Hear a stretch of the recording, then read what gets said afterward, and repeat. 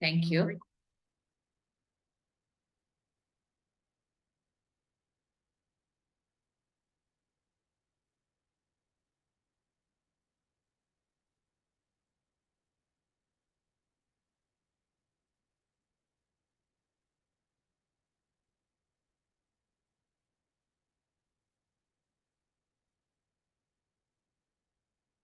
Okay, well,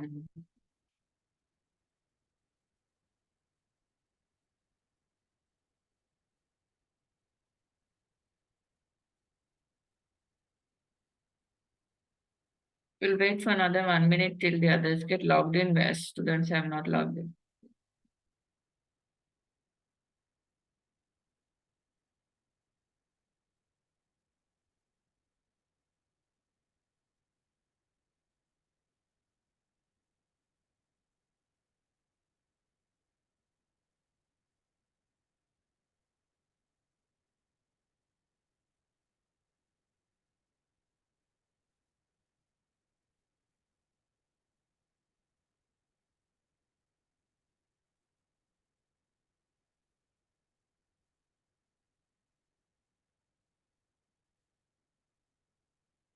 Yeah.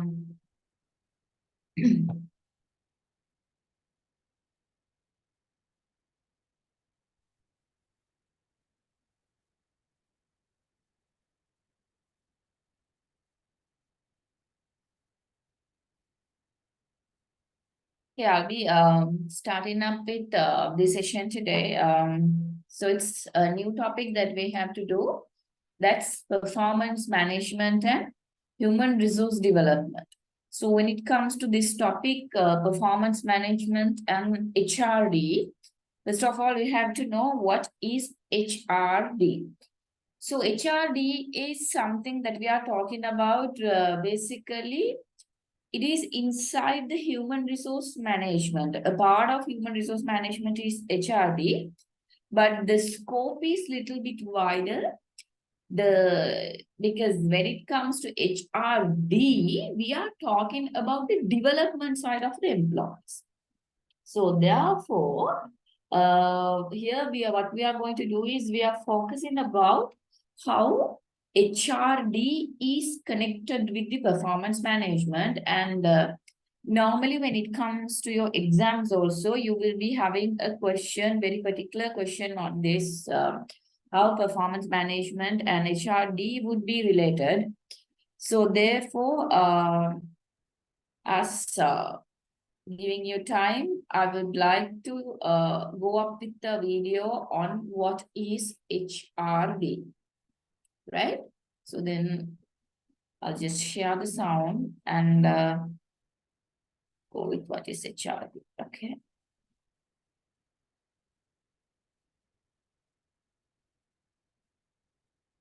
We'll go with a simple HRD and performance management. So let me bring you this one. This would be giving you a case study that I'll be showing you in the next week, because that will be focusing your exams, and the assignment, right? So how would be the assignment? Normally when it comes to your 5th session, so as this is the 4th session, I will be conducting this session without letting you know what the assignment would be. But I will give you the assignment so in advance in the next session, so you will have an understanding what and how to be done with the assignment, right? So we'll go through with this video. What is HRD and human resource management and HRD videos. Let me be giving you the time to log in. HRD refers to the training and development of a company's employees. It is part of human resource management. So you can see here, human resource development HRD, is the framework for helping workers develop their professional HRD and personal refers skills, to the training abilities, and development of a company employee. HRD It is professionals a work in the HR department. it is a part of the company. So if you want, you can have the notes from here. These notes, right? So then you will have a more understanding about what is HRD. So you can see HRDO, Human Resource Development, refers to the training and development of a company's employees. So you would be looking at how company employees can be trained and developed. As I told you, it is a part of the HRM, Human Resource Management. And this HRD is the framework for helping workers develop their professional and personal skills, abilities, and knowledge. So I believe that you better to have this note in you. So please write them down. Then this note, right? This note. So because very particularly you have to think about this wording that HRD is the framework for helping helping personal skills, workers what do you call develop their professional and personal skills and knowledge. So you can see normally when we are talking about the things what we are discussing under organization, we are always focusing about how the people can be developed in a professional setting. Professional setting එක කොහොමද මෙයාලා develop වෙන්නේ කියන එක තමයි අපි හැම වෙලාවෙම බලන්නේ. But it is highlighted not only in a professional setting, but also to develop organizational and personal skills as well, right? Organizational, this is maybe professional skills, personal skills, abilities, and knowledge. ඔය හේතුව නිසා තමයි we are giving training in two different bases. What is called as training, which is to given for technical training. Training කියලා කිව්වහම we always focus about training and development are two different words. You have to understand that, right? Because some people, they think, okay, training and development are the same thing. No, it's not. It's two different concepts. Training is about how the people can be developed with their technical skills. What is technical skills? Technical skills, අපි කියන්නේ තාක්ෂණික කුසලතා කියලා. මේ තාක්ෂණික කුසලතා කියලා කියන්නේ මොනවද? The skills that we required to do our job. Now, if I am a machine operator, I should know how to sew, how to operate the machine.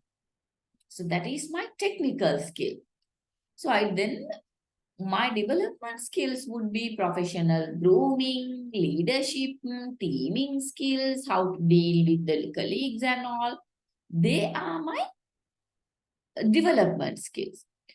Think about a manager, right? The thing that you want to understand is someone's development skills can be another job's technical skills. කෙනෙකුට එක job එකකට development skills කියන එක තව job එකකට ඒක technical skill එකක් වෙන්න පුළුවන්. Think about managers. When it comes to managers, what is their role? Their role is to plan and organize, leading and controlling. ඕකනේ අපි කියන්නේ plan, leading, controlling and organizing. So these are the things that a manager should do. So leading, planning, controlling, all these things are his technical skills. If he getting a training for maybe outdoor, maybe local, maybe foreign, if he getting some sort of a training program particular on that, for the manager, it is a technical skills. But for a machine operator, if the machine operator is going under leadership skill, it is a development skill for him. නිසා මේ job එකේ development skill එක කියලා කියන්නේ මොකක්ද? Other than to the technical skills that we require, what are the other professional areas that we really need to improve, right? That we really need to improve, and what are the things that we have to be focused on in order to perform a very good job and to have very good interrelationships. Customers ට serve කරන්නේ කොහොමද? අනිත් අයත් එක්ක ගනුදෙනු කරන්නේ කොහොමද? So we will be learning in-depth knowledge about how these things are done through development skills. So development skills වලින් තමයි ඇත්තට කෙනෙක්ගේ capacity එක වැඩි කරන්නේ. while the technical skills are supporting to develop the skills that you really require to do the particular job, what do you call, development skills will help to improve the knowledge of the other things, skills, abilities, leadership skills, outbound training, so it will help in that. Okay. And moving on. Abilities and knowledge.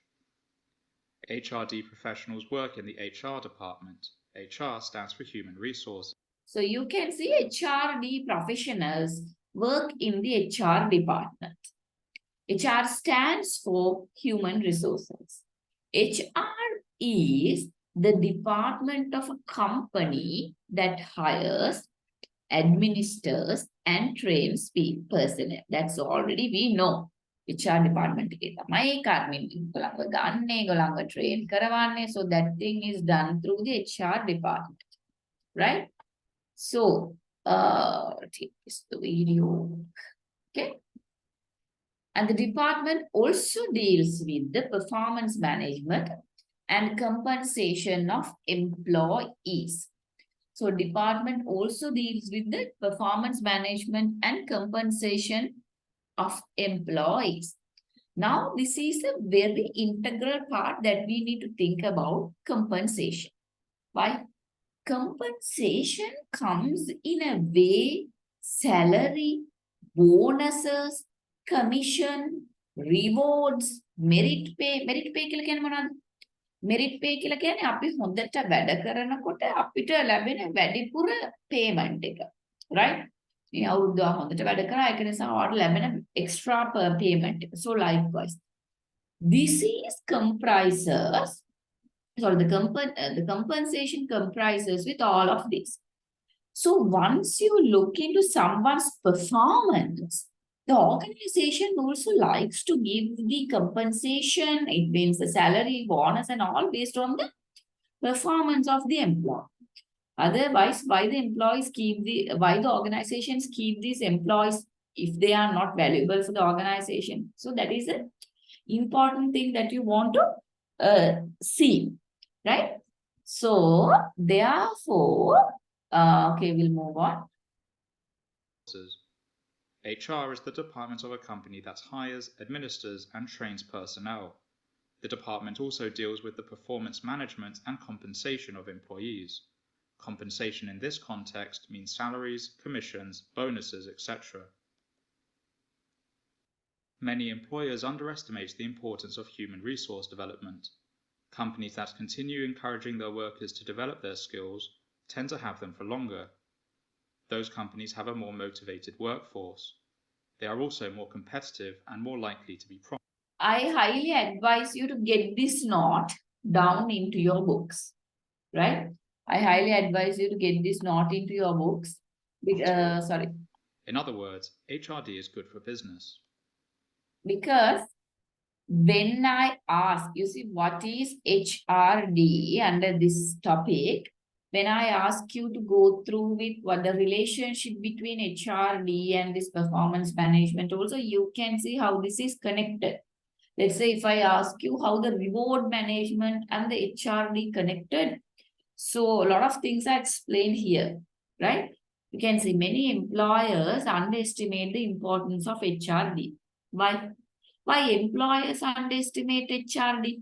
Because the employers believe this will lead to a lot of time consuming to train people, to develop people, and as well as it comes up with lots of costs.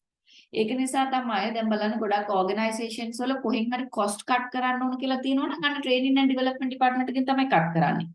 තියෙන trainings ටික cut කරනවා. Who is deciding this? The employers. Employers believe it is not that much mandatory as the other things.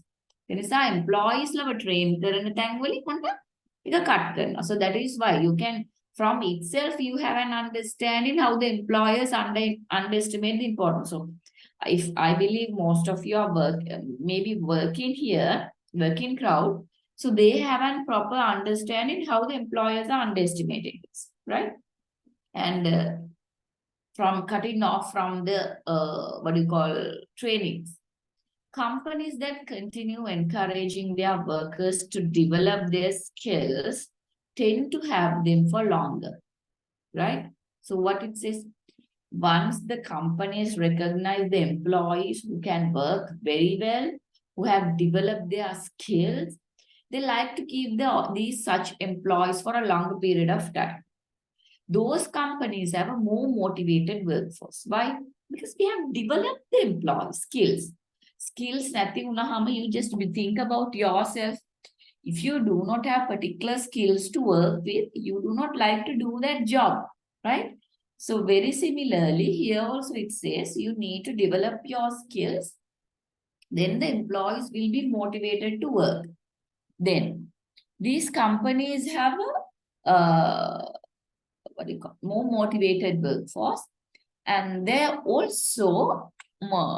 also more competitive and more likely to be profitable.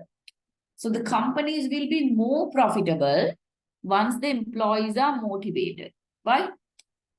Because when the employees are motivated, they willingly work. They willingly work. So the way of motivating these employees are what? By giving accurate and suitable skills for them. So that thing we are doing through this skills development programs and the other training programs, so which is under we call as HRD. They are also more competitive and more likely to be profitable. In other words, HR is good for business. So you can see how HRD spending helps boost profitability, how the HRD is helping to boost the profitability. You get the income for the organization, and the profitable business will be, the income will be always bigger than the expenditure. So then only it will be a profitable business. When your income is greater than the expenditure, your business is profitable. If your business is more profitable than your competitors, it will be more successful. That is the obvious thing, right? If you are more profitable, you will be more successful. So that is why we need to have the right employees at the right time with the right skills. Once the employees do not have the right particular skills, what would be happening? They are not motivated working. They are not happy to work in the organization. If I think about an employee who believes that he is stagnated in the same place, stagnate then what will happen? He will be demotivated. So that will be a huge problem, right? Being demotivated. So likewise, it is important to have a motivated employees. We have to think about this HRD side as well. Human resource development includes employee career development, tuition assistance, succession planning, mentoring, coaching, performance management, and performance development. So now you see, HRD includes what? Write down this note, right? Take this video into a note. So then it will be important for you to explain. HRD includes what? Employee career development. This is not the word career, right? Once also I told you it is not career. It is career. The correct word is career. Job. Employee career development. Because why? HRD is focusing about how to develop employees, how to bring them up in this career ladder. So therefore, of course, it is focusing on the career development. HRD recognize who are the employees that should be undergoing up with technical training, development trainings, and development programs. So likewise, they are recognizing. So once employee skills are improved, development side is improved, of course, the career development is very clear. You can see a proper career development. And tuition assistance. What do you mean by tuition assistance? It's not about classes, but it's kind of. Tuition assistance means there are some organizations, they arrange some classes for the employees who really need some sort of skills. Thus, for an example, most of the private organizations now, the companies which are dealing with the international companies very specifically, they are practicing this one, tuition classes for the employees who really need to improve the, what do you call, English knowledge. Because with some organizations, you need to have IELTS past examinations. Most of the time, maybe IT companies, the higher rank people, they want to go to different countries, they want to deal with the different country people. So therefore, they need to have a proper communication skills in English. So therefore, tuition assistance will be given. So it is to develop kind of a skill, right? And succession planning, right? HRD includes tuition assistance, succession planning. What is succession planning? Succession planning means it will be given you a very clear plan how you are going to be succeed from this level to that level to this. So likewise, your career succession is showing. Thus, for an example, if you are a machine operator, if you are in grade B, let's say, so it will say how to go grade B plus, A minus, A. So you need to improve these skills. You need to improve your technical skills. You need to improve what you call the interpersonal skills. Sometimes once we get a performance evaluation, we see technical skills are really good, but when it comes to the interpersonal skills, customer satisfaction, dealing with and all, it's really poor. So therefore, it will be telling, okay, the performance evaluations, performance management always say no, that you have to focus on these things. If you could remember the video, what we have watched about that teacher and the principal, the principal was explaining, we have to think about our customers, the students are our base customers. So likewise. So then it will show a succession plan for the employee. If I do these things, this is the way how I would be climbing up my career ladder. And the mentoring. Mentoring is like kind of like we are giving an advisors how to do things. How to do things. This is the way you have to do. What are the different ways that you can do this one? Mentoring. And coaching. Coaching, as I can remember, I have shown you a video also what is coaching. But let me come into that video as just to remind you once again. Coaching. Because coaching is something very important that we have to understand. It will give you a proper coaching, will provide a proper understanding for the organization, how a coach should work, how a coach should eliminate poor performance and to improve the better performance. So watch this video. Probably I may have shown you this video once again later, earlier also, but we will watch this one once again.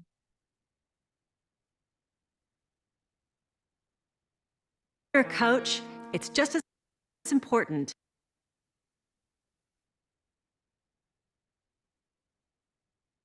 that you never let poor work go unnoticed. Yes, but unless I have a specific date or billing number, I can't... Ma'am, what I'm trying to tell you, if you'll listen for just a second, is I have no way of helping you unless I can... Hello? Goodbye. Robin, please tell me you don't talk to all of our customers that way. What? No. Well, the conversation I just heard is completely unacceptable. But she... You didn't hear her language. She was screaming at me. I can't do anything about her attitude. What I'm concerned with is yours. Would you want to be corrected in front of your friends? Not likely. So don't do it to the people you coach. The idea of when you see it, say it, only works when you're coaching good work. When you're coaching poor work, the trick is to make it private and make it positive. First thing, get them alone, or at least away. The sooner the better, but make sure it's private. Now, the hard part, making it positive.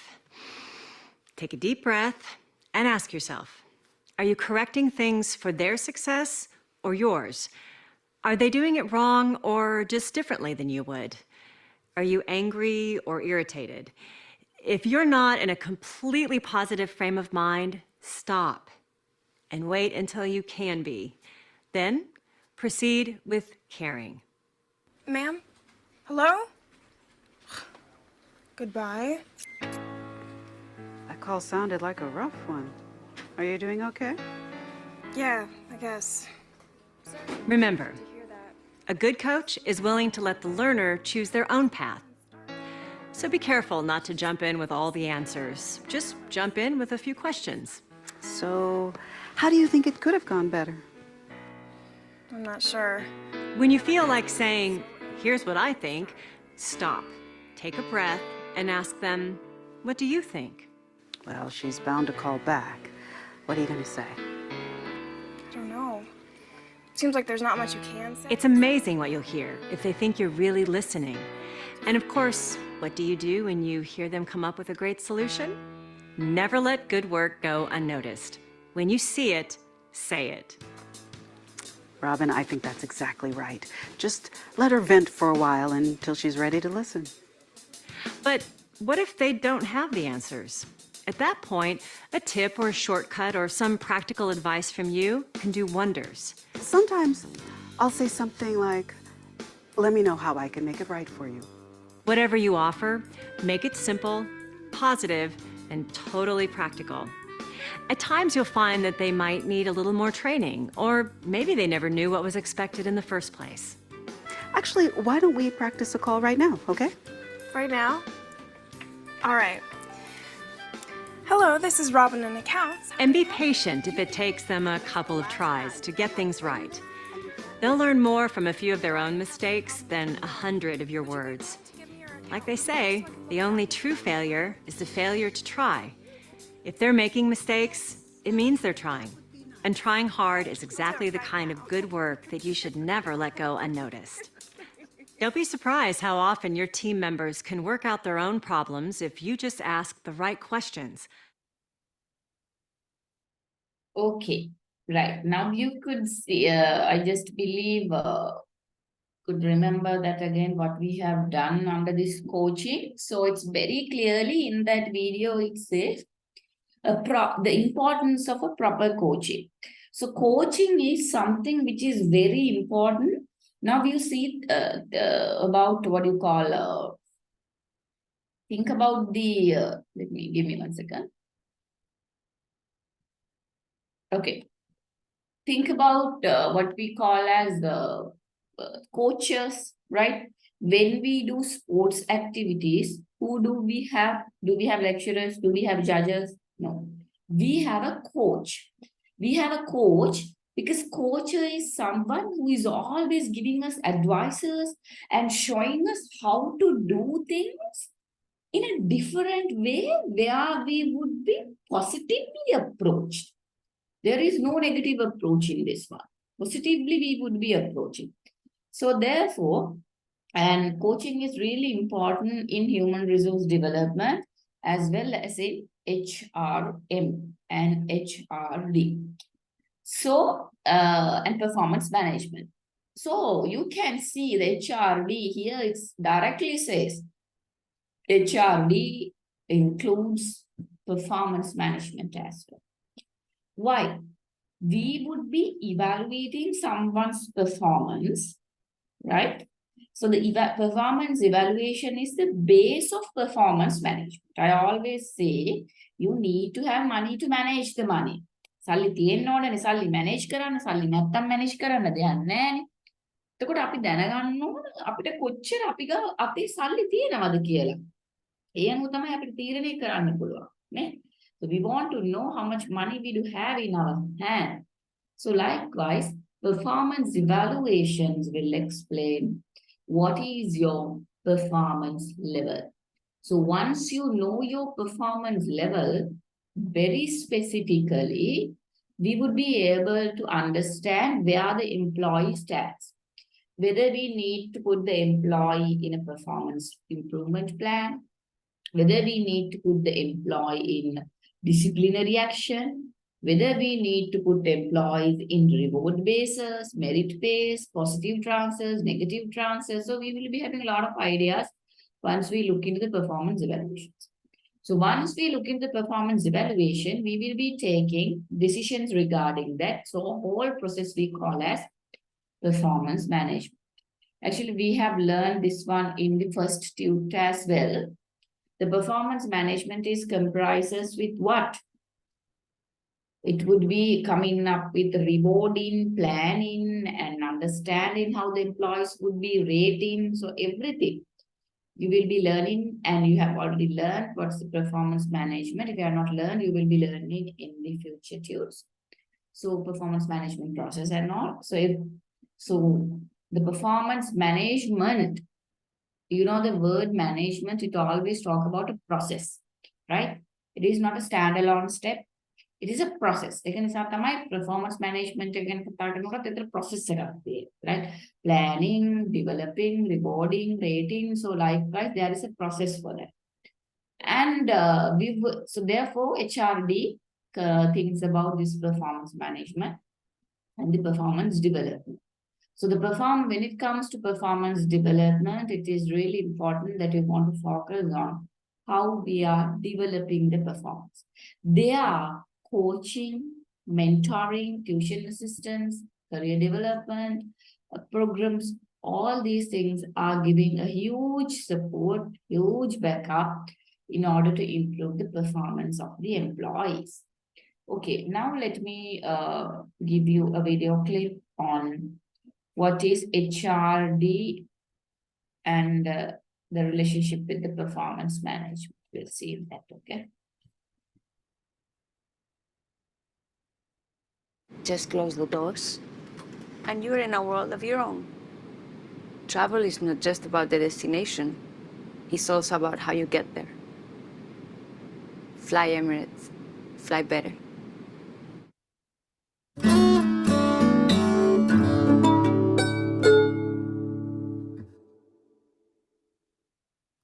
Let's take a look at performance and human resource management. Performance management systems serve as important feeders to other human resource and development activities. For example, consider the relationship between performance management and training. Performance management provides information on developmental needs for employees. In the absence of a good performance management system, it's not clear that organizations will use their training resources in the most efficient way. So please write down these. These notes are important, right? Because now I told you at the very first day also, I will be using different techniques to teach you. So it's not only about having tunes, right? You have to log into the lectures, and you have to take down these video tutorials with how I will be explaining with the video tutorials. I have told you, I will be giving, when it comes to videos, some are theoretical videos, some are practical videos. Now about coaching, I have showed you a practical video. But on HRD, I have shown you a theoretical video, which is a note, of course, so you have to write it down by yourself. That's what you call as learning, not about spoon feeding everything, right? So this one is also another note, so better you write this down, training.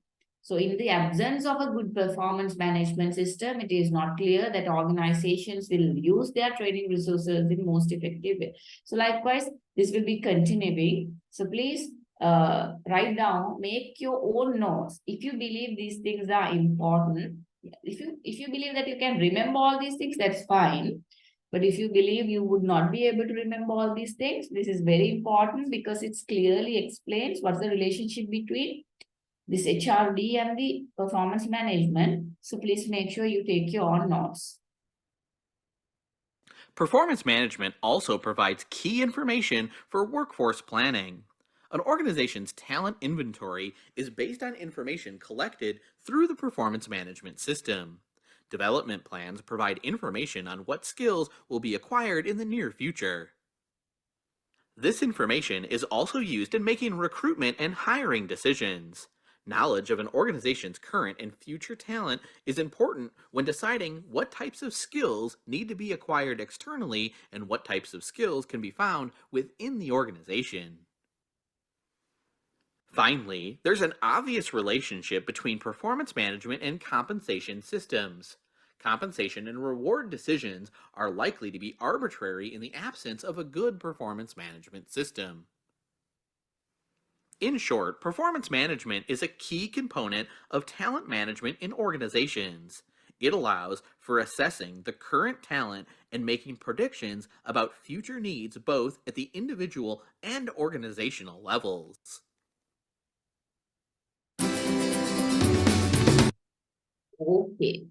Right. Now it's, I believe it would be specifically showing you what are the things and how we are discussing about performance management. It's a very short video clip. Now you can see here in this video, you can see very specifically explaining the difference between HRM and HRD. So I want you to watch it. You don't want to have your own note. Just listen and understanding what is what is HRM and what is HRD. Okay. No need to have your own Once note everything's for this part. perfectly organized, I'll start working on my thesis. It's just to explain how these things. The key difference between Hi, I'm Aisha. You are watching The Key Differences. Know the differences in comparison. Welcome to my channel. In this tutorial we discuss about difference between human resource management and human resource development. Let's start the video. What is human resource management? Human resource management, shortly known as HRM, refers to a systematic branch of management that is concerned with managing people at work so that they can give best results to the organization. It is the application of management principles to the people working in the organization. It aims at improving the performance and productivity of the organization by finding out the effectiveness of its human capital. Therefore, HRM is an art of placing the right person at the right job, to ensure the best possible use of organization's manpower. What is human resource development? The term human resource development or HRD refers to the development of people working in an organization. It is a part of HRM that aims at improving skills, knowledge, competencies, attitude and behavior of employees of the organization. The purpose of the HRD is to empower and strengthen the abilities of the employees so that their performance will get better than before. Human resource development involves providing such opportunities to the employees that will prove beneficial in their all-around development. Such opportunities include training and development, career development, performance management, talent management, coaching and mentoring, key employee identification, succession planning and so on. Nowadays, there are many organizations work for the human resource development of employees from the day they join the enterprise, and the process continues until the end of. Now can you see? In this video also it very specifically explains. So other than the things what we have discussed here, they are introducing employee identification. So what do you mean by, and the talent management, right? So training and development, definitely HR. Now please write this down, right? This part write down what is HRD as it explains with HRD things. No need to focus on HRM side, but HRD side, when it comes to HRD, you can see training and development is there, where employees should be technically developed and they should be developed in the other areas. And career development, performance management. So when it comes to performance management, also I discussed with the last video as well. Talent management. What do you mean by talent management? Talent management is really important when you are discussing about this HRD, because we are talking about someone's talent. Because talents are very unique skills that different people have these talents in different ways. දැන් හිතන්න ඔයාලට නටන්න පුළුවන් නම් මේ නටන්න පුළුවන් එක එක්කෙනාට වෙන විදිහටනේ. සින්දු කියන එක හිතන්න. Everyone is not having the same voice. Everyone is not having the same tune, right? They do have different voices, different tunes, and they bring that one into a superb way. So you can say talent management in the sense what we recognize a particular talent or maybe talents from employees, which sort of talents they do have, and we are managing it. We try to identify different talents and we try to manage it. Manage in the sense, again, we plan how to improve this talent, and we think about how to control, how to if you need to adjust several things in this talent.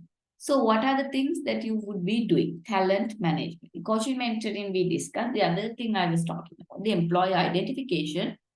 Employee identification particularly talks about how, in which areas the employees can be identified with different skills, different attitudes, and the capacity to work. So once we do a performance evaluation, we clearly recognizing their capacity to work. So this is very important. Employee identification also in HRD. Their employment term. Comparison chart of HRM and HRD. Meaning, human resource management relates to the application of principles of management to manage the people working in the organization.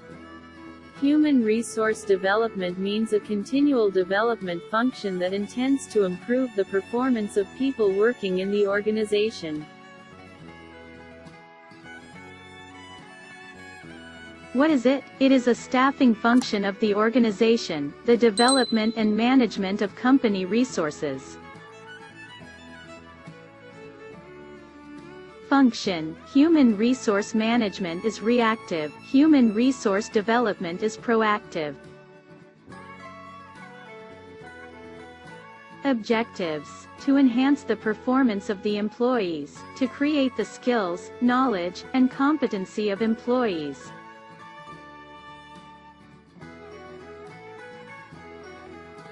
Process: human resource management is routined, human resource development is ongoing. Dependency: human resource management is independent, it is a subsystem. Concerned with: human resource management is concerned with people's, human resource development is concerned with development of the entire organization. Includes: it includes compensation and benefits, recruiting and staffing, employee and labor relations, occupational health and safety. It includes organizational development, performance management, training and learning, and coaching. Thank you for watching. Hopefully you can easily understand the difference between human resource management and human resource development. Like, share, and subscribe. Okay, right.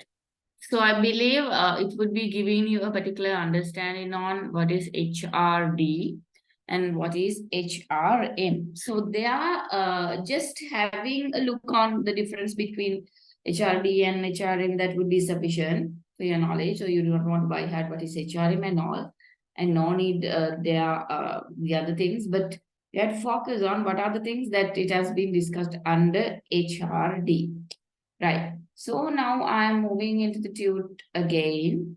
So the thing that you want to remember is it's really important to know about the relationship between performance management and HRD. So this is not a difficult topic. This is quite easy. The only thing that you want to focus is how these things are happening, right? How these things are happening, what that is. And now you look at definition of HRD. So what is HRD? So basically, when we are talking about HRD, we were discussing, this is a part of HRM. HRM කියන එක ඇතුලේ තමයි HRD කියන එක තියෙන්නේ. මොකද HRM කිව්වම it's a wider scope, right? It's a wider scope. HRD is focusing under this training and development part, performance management. We could see the things which employee identification. So like we have discussed, what are the things that we are discussing under HRD? So it is a set of systematic and planned activities designed by an organization to provide its members with the necessary skills to meet current and future job demands.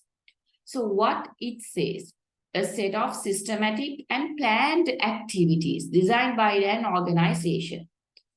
Very particularly, we will looking at what would be the future job demands for the company. Think about, so that job demands මොනවද තියෙන්නේ අපේ company එකට කියන එක තමයි මේ HRD එකේ basic ම දේ අපි බලනවා. That's for an example. Think about your organization is expanding. ටික grow වෙනවනේ. When you grow your organization, you want to see how many marketing executives I would be needing, how many HR executives I would be needing, how many machine operators. So likewise, you are, as per your organization, as per the things, let's assume that you are coming up a new project. So likewise, you would be looking at what are the things, right, that we want to be looked at in employees' jobs. Now we recognize that project we recognize for this project, we need very specialized machine operators. We need specialized mechanics, right? Right? We'll get an understanding about this. Then what we want to look into a set, we recognize how much, it means how many people we want to hire and to develop, and what should be their qualities and quantities. අලුත්ම project එකක් කරනවා කියලා හිතන්න, නැත්නම් මේක grow වෙනවා කියලා හිතන්න. එතකොට අපි බලන්න ඕන basically how the things are done, right? How the things are done, and which employees we really require.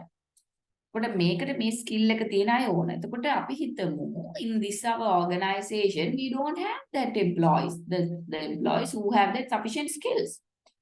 ඒ කියන්නේ සමහර වෙලාවට අපේ ස්කෝල් වල නැටුම් කණ්ඩායම් ඉඳලත් වෙන ඒ වගේ නැටුම් කණ්ඩායම් ගේන්න වෙන්නේ.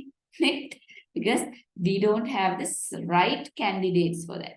So therefore it's always advisable, once we look into the employees, we first step should be develop our own employees to capable employees. Now you have to focus on how to develop our own employees for as capable employees in the task. මෙයාට අවශ්‍ය skill set එක දෙන්නේ කොහොමද? මෙයාලව improve කරන්නේ කොහොමද?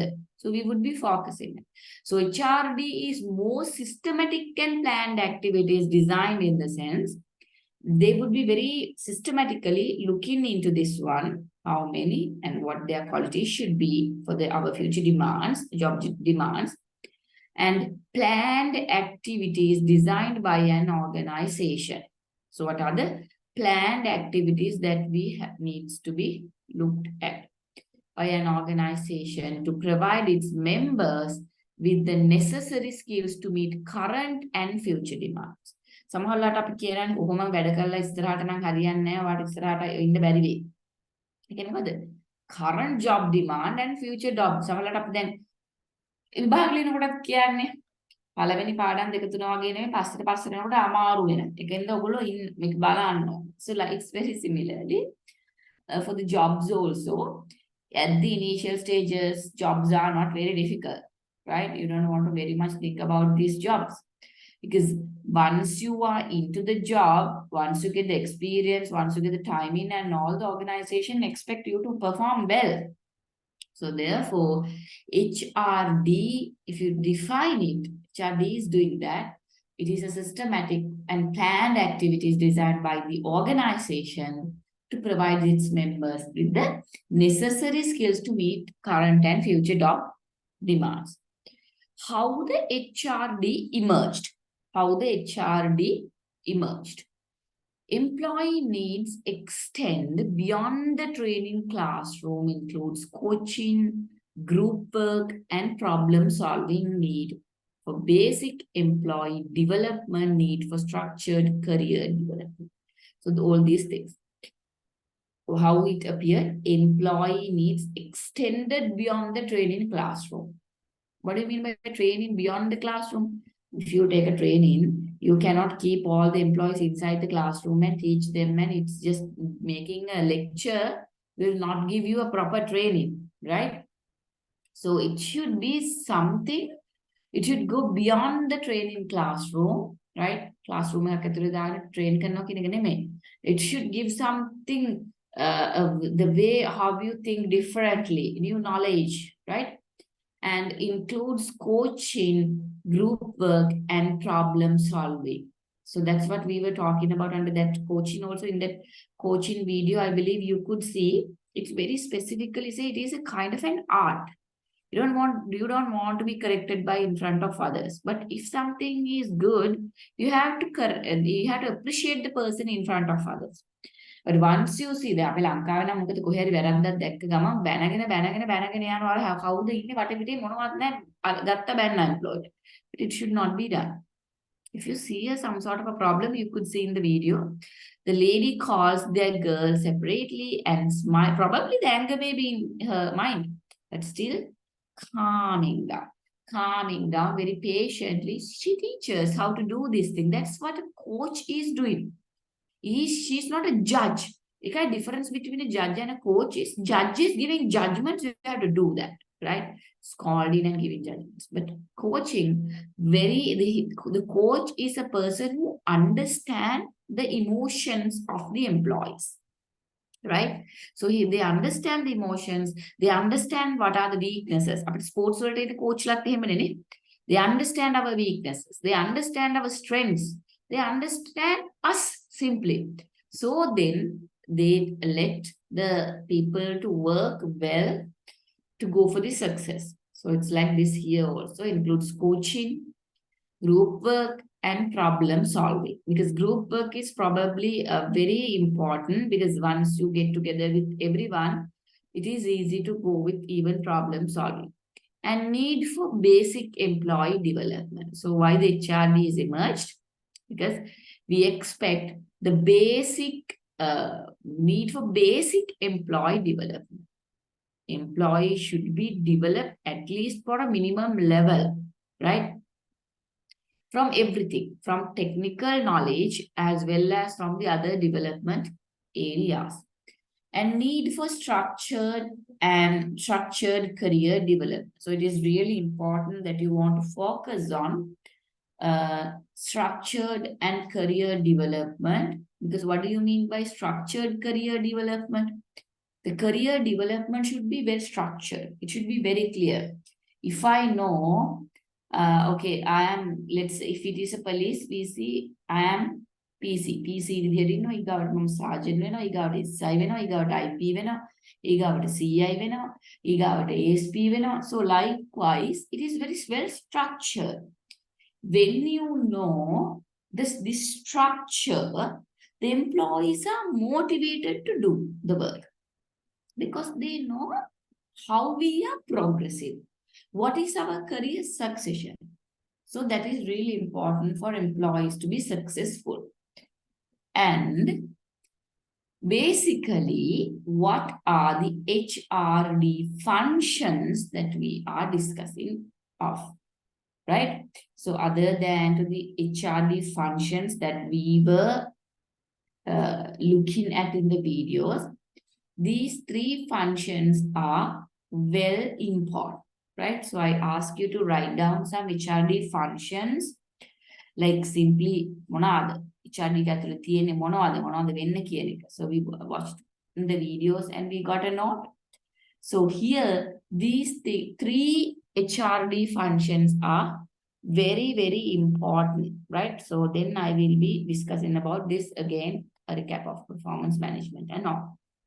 So when it comes to HRD functions, again, remember all the things what we covered under video is you have to take it down. These are also functions. But what's the importance of these three functions? Training and development. Once you look into the HRD, the word itself, it says we are developing the human resources, right? So in order to develop the human resource, you need to do training and development. Simply kind of education, simply kind of developing your skills. Now, why you send your kids to school? To learn. To learn only the book things. But the book knowledge, right? As well as the other skills, public speaking, art and craft exhibitions, art and craft competitions, public speaking competitions, effective speech competitions. So all these things brings what? A kid developed. So not only writing skill, not only passing the exam, advanced level pass organization that is what we call as training part. The technical skill will be given, but all the other what are the development parts in the school then? Wala competitions වලට යන ඒවා, drama practice කරවන ඒවා, speech practice කරවන ඒවා, everything that comes under what? To develop the kid. Even in a university, that's what we do. We do not only teaching. Teaching is a part of them to get a first class and to get a good grade and to be a graduate. That is the technical skill. But the development part is all the rest of the competitions, all the rest of the exhibitions and everything, right? So therefore, training and development is really important to have a motivated employee. So the සමහර වෙලාවට ළමයි බලන්න ඉගෙන ගන්න කැමති වුණාට ඉස්කෝලේ cricket ගහන්න යන්න කැමති. ක්‍රිකට් ටීම් එකේ ඉන්න කැමති. නෙට්බෝල් ටීම් එකේ ඉන්න කැමති. වොලිබෝල් ටීම් එකේ ඉන්න කැමති. ඒක නිසා ඒවට යනවා. Why? Because once someone is felt that he is important for this particular part, so he would be following up that. So very similarly, this training and development, once a person is developed in one side and trained, he would like to work in the organization and would like to give a proper commitment for the organization, right? Okay. Now, therefore, it is a main and integral අනිවාර්යෙන් අත්‍යවශ්‍ය part එකක් වෙනවා මේ training and development. Then we are talking about organizational development. What is about organizational development? Organizational development is about simply how an organization can be achieved its goals and objectives. Once an organization can achieve its goals and objectives, so of course the organizational development has been reached. So that's how we see the development. මම කවුරුහරි ළමෙක් develop වෙලා කියලා බලන්නේ කොහොමද? එයාගේ ලකුණු දිහා බලලා. ගිය අවුරුද්දට වඩා මේ අවුරුද්ද කොහොමද? මේ අවුරුද්දට වඩා ගිය අවුරුද්ද කොහොමද? So ඒ වගේ ලකුණු දිහා බලලා. So very similarly, organizational development also we can see with the progress of the organization. Whether the organization is developing or whether it is collapsing. So to develop the organization, who is doing everything in an organization? People, HR. Even the physical resources cannot work alone. Robola නෙමෙයි එකපාරට දඩබඩ ගාලා physical ඒවා manage කරන්න human resource මිනිස්සු. So therefore, to reach the organizational goals and objectives, it is a mandatory thing that you want to focus on HRD development. So then only it will be leading to organizational development. Then the other one is about career development. So when it comes to career development, I will keep talking about this section. You are very clear on where you would be. What would be my career? How I am going to be upgraded. So therefore, this will lead the employees to work better. career development. Okay, so before coming into this performance management section, it's almost 1 hour past. So we'll have 10 minutes break and come back.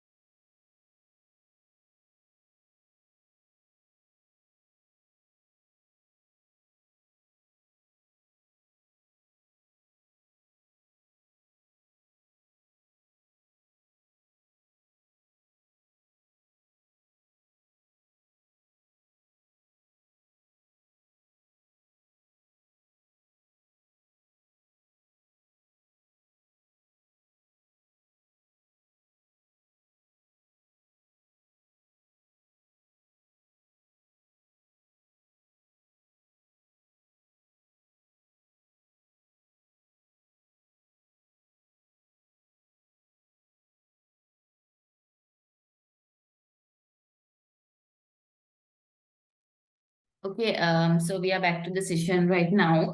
The performance management. So now all the time we were discussing about what is this performance management and all. So simply you can see some several aspects here it is mentioned, but do not worry about this definition. What you have learned is that is sufficient. මම ඔයගලන්ට කිව්වා performance management කියලා මතක තියාගන්න ඕනේ areas ටිකක් yellow color වලින් highlight කරපු. So you can use it as for the what do you call performance management definition as well as performance management like purpose objective like so you can think about so what is the goal of performance management like. So give me 1 second. Now you can read this performance management by yourself. Give me 1 second.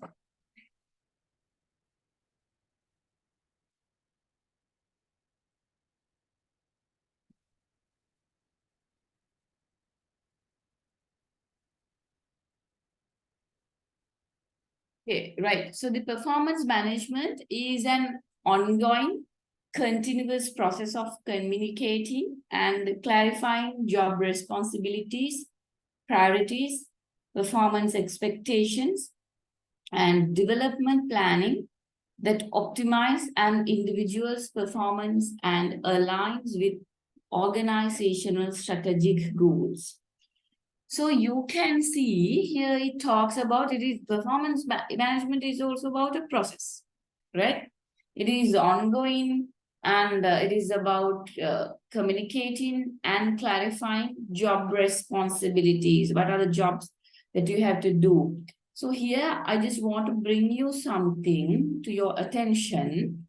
When it comes to job responsibilities, it is where we are discussing job responsibilities. කොහෙද මේ job responsibility කියන එක ගැන කතා වෙන්නේ? We discussed with HR planning and their HR planning we do job analysis. HR plan කරාට පස්සේ අපිට කවුද ඕනේ කොච්චර ප්‍රමාණයක් ඕනේද මිනිස්සු අපිට මේ යම් කිසි project එකකට in HRM you know we do HR planning human resource planning කියන එක. මම අපි අර කලින් කිව්වා වගේ how many people we required for them, what should be their qualities and all, right? So then we would be looking at what is the job that they need to do, right? That is the job. If I take a machine operator, if I take someone else, maybe clerk, maybe a secretary, think about a secretary, I'm taking a secretary for me. So then I have to decide what should or she or he should be done. The job responsibility. That is explained in job description, right? It is explained in job description. In job analysis, we take two things, two like documents. One is job description and the other one is job specification. Right, JD and JS job analysis again in the result dekai job description and job specification. Job specification is totally discussing about what are the qualities and qualifications that a person should be possessing with. That is why it is said we need to have a degree, you need to have a diploma, you need to have these specific skills. So likewise it is explained. Job, what is that? Job specification. When it comes to job description, it very clearly explains what you have to do. Think about I am taking a secretary. Job description specifically saying where your working place, what is your task and duty, what you have to do, and everything is what are your responsibilities, what are your tasks, duties. It's very clearly mentioned.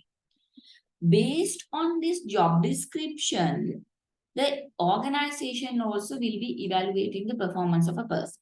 So therefore, whenever you join with an organization, make sure you have a job description. Very clearly mentioned written document you should have in your hand, and no one can say this is මෙන්න මේ ටික ඔයා කරේ නැහැ. ඒක නිසා ඔයාට මේ ප්‍රොමෝෂන් එක ලැබෙන්නේ නැහැ කියන කතාව අහගන්න ඕනේ නැහැ. Right? Don't want to, because you have the job description in your hand. Think about you've been selected as a secretary in your job description. It's very specifically says you are an in-house secretary. Your duties are helping the chairman to prepare the documentation, taking minutes of the meetings. So like that, several things are there. Let's say as the chairman may not be able to participate with some client meetings and all, the secretary may has gone there to represent the chairman. Chairman to represent client meetings දෙක තුනකට එළියට යනවා. Right? So ඊට පස්සේ the secretary says no, next when she is always asked for these outing for client meetings and all, she can say I don't want to do, this is not in my job description, no, this is not in my job purview. මේක මගේ job එකට අදාළ එකක් නෙමෙයි කියන එක. එහෙම කිව්වම when it comes to the performance evaluation, the evaluator cannot say ඔයා මෙහෙම කරේ නෑ, කලින් ඒවට ගියාට දැන් ඊට පස්සේ meetings වලට ඔයා ගියේ නෑ, අපිට පෙරුණා ඒක. You can't say. Why? It is not in your job description. The job description specific, then you can claim it. And ඒක නිසා තමයි job description එක අතට ගන්න කියන්නේ. ඕනම job එකක් කරනකොට විශේෂයෙන් private institutes වල උනත් then you can claim how I am not eligible for this promotion because it is not in my job description. මගේ job description එකේ පෙන්නන්න මේක කොතනද තියෙන්නේ, මම මේ වගේ job responsibility එකක් මට තියෙනවා කියලා. So therefore having a job description is really important because it clarifies what is the job that you want to do, where the job is, what is the time period of this job. So likewise, everything it is explained. That is why in performance management also it is important. So communicating, we know what we are communicating here. What we are communicating, we communicate the goals and objectives, mission of the company. So I have shown you, as I could remember, the Disneyland advertisement. So how they are assisting the organizational vision to be achieved, right? So here also, continuous process of communicating. We communicate to our employees what is our vision, what is our goal, what we are striving to achieve, right? So we communicate. Then only they would know what to be achieved, how to be achieved. We don't have clairvoyant power. Clairvoyant කියන්නේ දිව්‍යඥාන.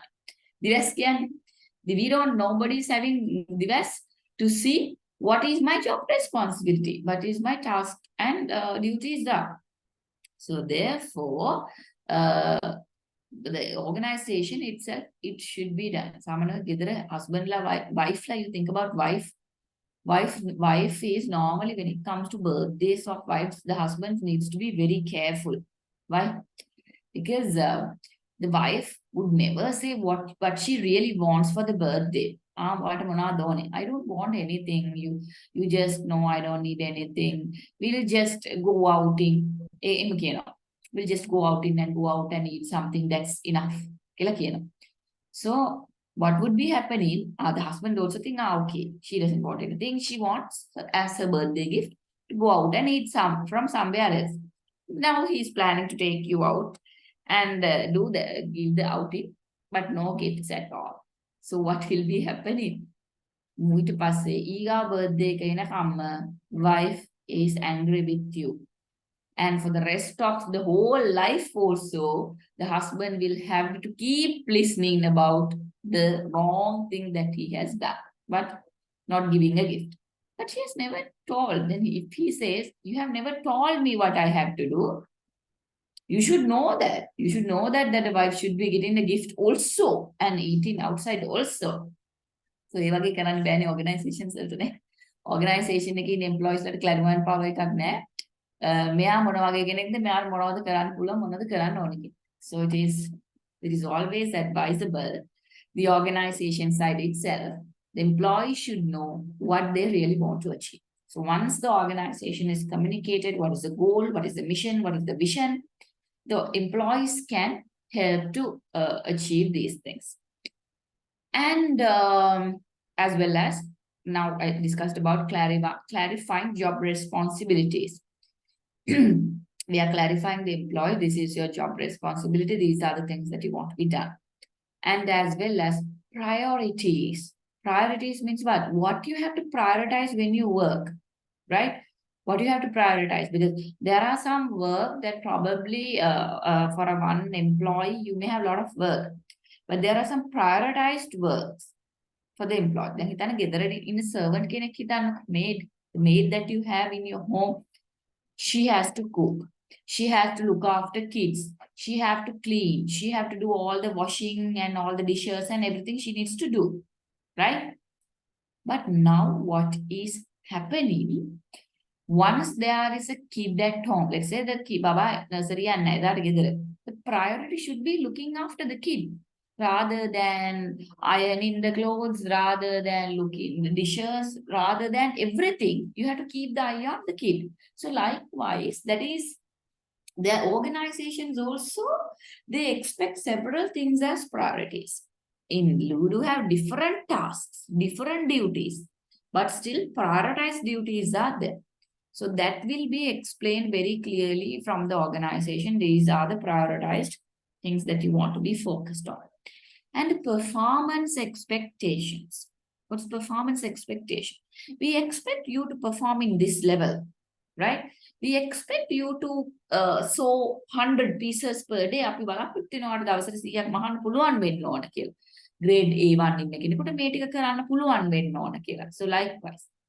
Now, normally you say even in schools, grade 12 ඉන්න අයට 13 ඉන්න අයට මේවා කරන්න පුළුවන් වෙන්න ඕන. මේවා O level වලදීත් අපි කරපු ඒවා. So we likewise we say. So performance expectations from employees. What is expected level from each category? And now that's for an example. Think about an employee who is hired today, right? He should be different from the person who has hired before 10 years back, right? අවුරුදු 10කට කලින් ගත්ත කෙනාට වඩා අර මිනිස්සු මොනවද දන්නේ නැහැ. So අවුරුදු 10කට කලින් ගත්ත කෙනා, he should be experienced well. So likewise, so performance expectations are different from the organization, though that also should be communicated. And development planning, we have to focus on in performance management how we are going to develop each, right? So that is why individually the employees are looked at, the employees, and they decide what are the things that we need to do, whether he or she needs training, whether he or she needs something else, development programs, or maybe what to be done to go for development of this employee. So development plan that optimize an individual's performance and aligns with organizational strategic goals. So what we have to do, we want to do all these things and optimize an individual's performance. Because we always discussed, once you improve the individual performance, the team performance will be coming up. මොකද individual හැමෝම develop වුණාම ඒ team එකක් එනවා. ඒ team එක එතකොට knowledgeable අය ඉන්නේ. ඒ team එකෙන් තමයි organization goals and strategic goals achieved. So likewise, we would be focusing on how ultimately the whole organizational plans will be achieved, right? So once individual people are developed. So if you could remember, I have shown you a song also once about India Got Talent, how that like army people like wearing dressed up as army people, and how they did their performance, right? So when it comes to that performance, it's very particularly clear. Every individual should contribute equally. Then dancing එකක් දැන් ඒ dance එක කෙනෙක් හරි එක වැරදියට කරවොත් we don't want to get the attraction of that one, and the strategic goal could not be achieved. So it is important each and every employee should be focused at what they really want to do, and in order to achieve the strategic goals. The other thing that we are focusing on when we are talking about the other aspect, right, reward management. Now we are talking about how all these things match, right? HRD and performance management matches. Reward management is something that we cannot forget when we are discussing about what? HRD. Let me show you this video clip first, then I'll explain. Why employee recognition matters. Hey, my name is Mark. Did you know that one of the strongest influences on the culture of an organization is employee recognition? Yes, that's right. Recognizing employees for their everyday contributions touches every aspect of your company's environment and the overall employee experience. When attracting prospective talent, benefits and salary are not the only critical considerations. The employee experience and the overall company culture are also major considerations as well. While many HR leaders and executives are developing strategies to attract top talent, it is important not to overlook the key components of ensuring proper employee recognition. Let's look at 6 facets of workplace culture that help to make organizations more attractive to talent via employee recognition. The first aspect is engagement. A Gallup poll taken in 2017 reported a not-so-positive outlook on employee engagement and stated that as many as 51% of the employee workforce is not actively engaged. Employees who receive strong recognition have been found to improve their work productivity and quality by 80%. Number 2 is improved leadership. Strong leaders that act as engaged mentors not only create a heightened sense of camaraderie, but relationships between employees and leaders are improved, especially when employees are recognized for their ongoing efforts. The third aspect is opportunity. Providing employees with opportunities to grow and develop both personally and professionally is important. Recognition for achievements such as receiving a master's degree or completing a comprehensive certification program is a great motivator. Number 4 is success. Employees want to feel as though they are part of a winning team and that their efforts for doing meaningful work are recognized.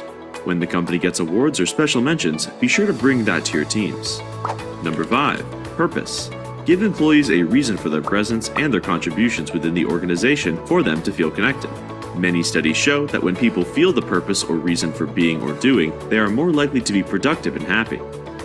And finally, number 6, well-being. Organizations often focus solely on the physical aspects of workplace culture.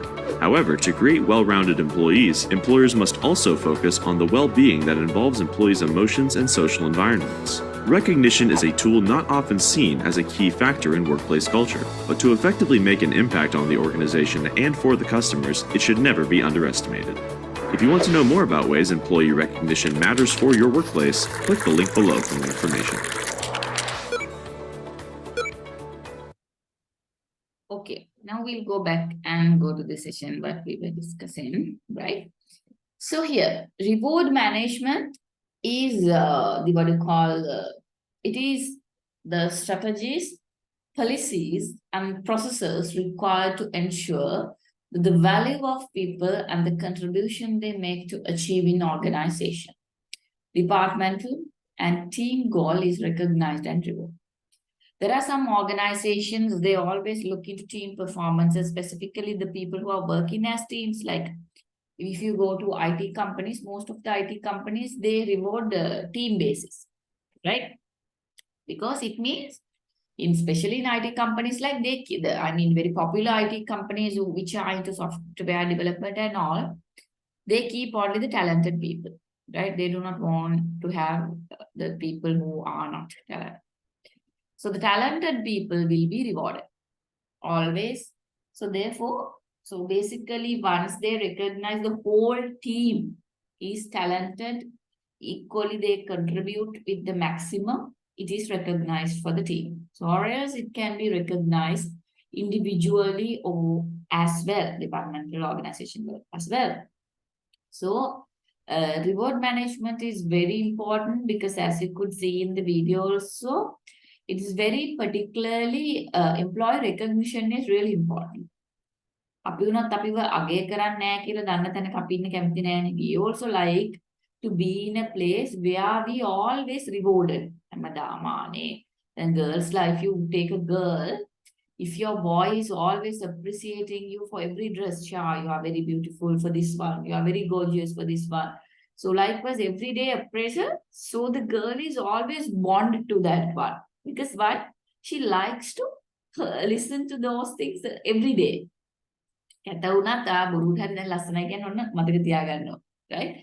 So because that will keep bounded because the thing is it is a kind of a reward, right? Reward that she gets. Okay, I am a kind of like this. So once the employees are rewarded adequately and sufficiently, fairly, equally, the people would like to stay in the organization. So it is the best thing to keep the talent management, to keep and retain the employees who are talented is reward management. So that is very specifically, you have to remember that it's really important, right? So let me go to another video on this one, the reward management and employee recognition. So you can see this one. Why employee recognition is important for performance management. Meet two employees. Kate excels at her job, yet feels frustrated. Her efforts go unnoticed. Sam has other challenges to overcome. He's lost motivation and is now dead weight for the organization. We know this not only from performance reviews, but from transparent documentation. For Kate, performance management helps her to continue to improve. For Sam, it can define a path to resolving his issues. But performance management offers Kate and Sam more, an understanding of how they fit into the larger workplace culture. They can see the big picture and the parts they play in the organization's success.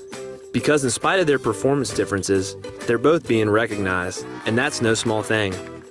All the data confirms that positive recognition of performance from multiple sources is key to building a positive, productive workplace and helping to create leaders. But if high-performing employees feel their work goes unnoticed, morale and motivation weaken, their productivity will suffer and they'll be more likely to leave the organization, often for a place where they are recognized and valued. If problem employees don't receive feedback, how will they improve? The way performance is managed and documented makes all the difference. Performance management can be used as a tool for setting goals, for team building, for better communications, to enhance trust, to ensure accountability, and to maintain transparency. For Kate and Sam, performance management can transform them on a day-to-day basis and over the course of their careers, while vastly improving the organizational culture. And we can all recognize that is a very good thing.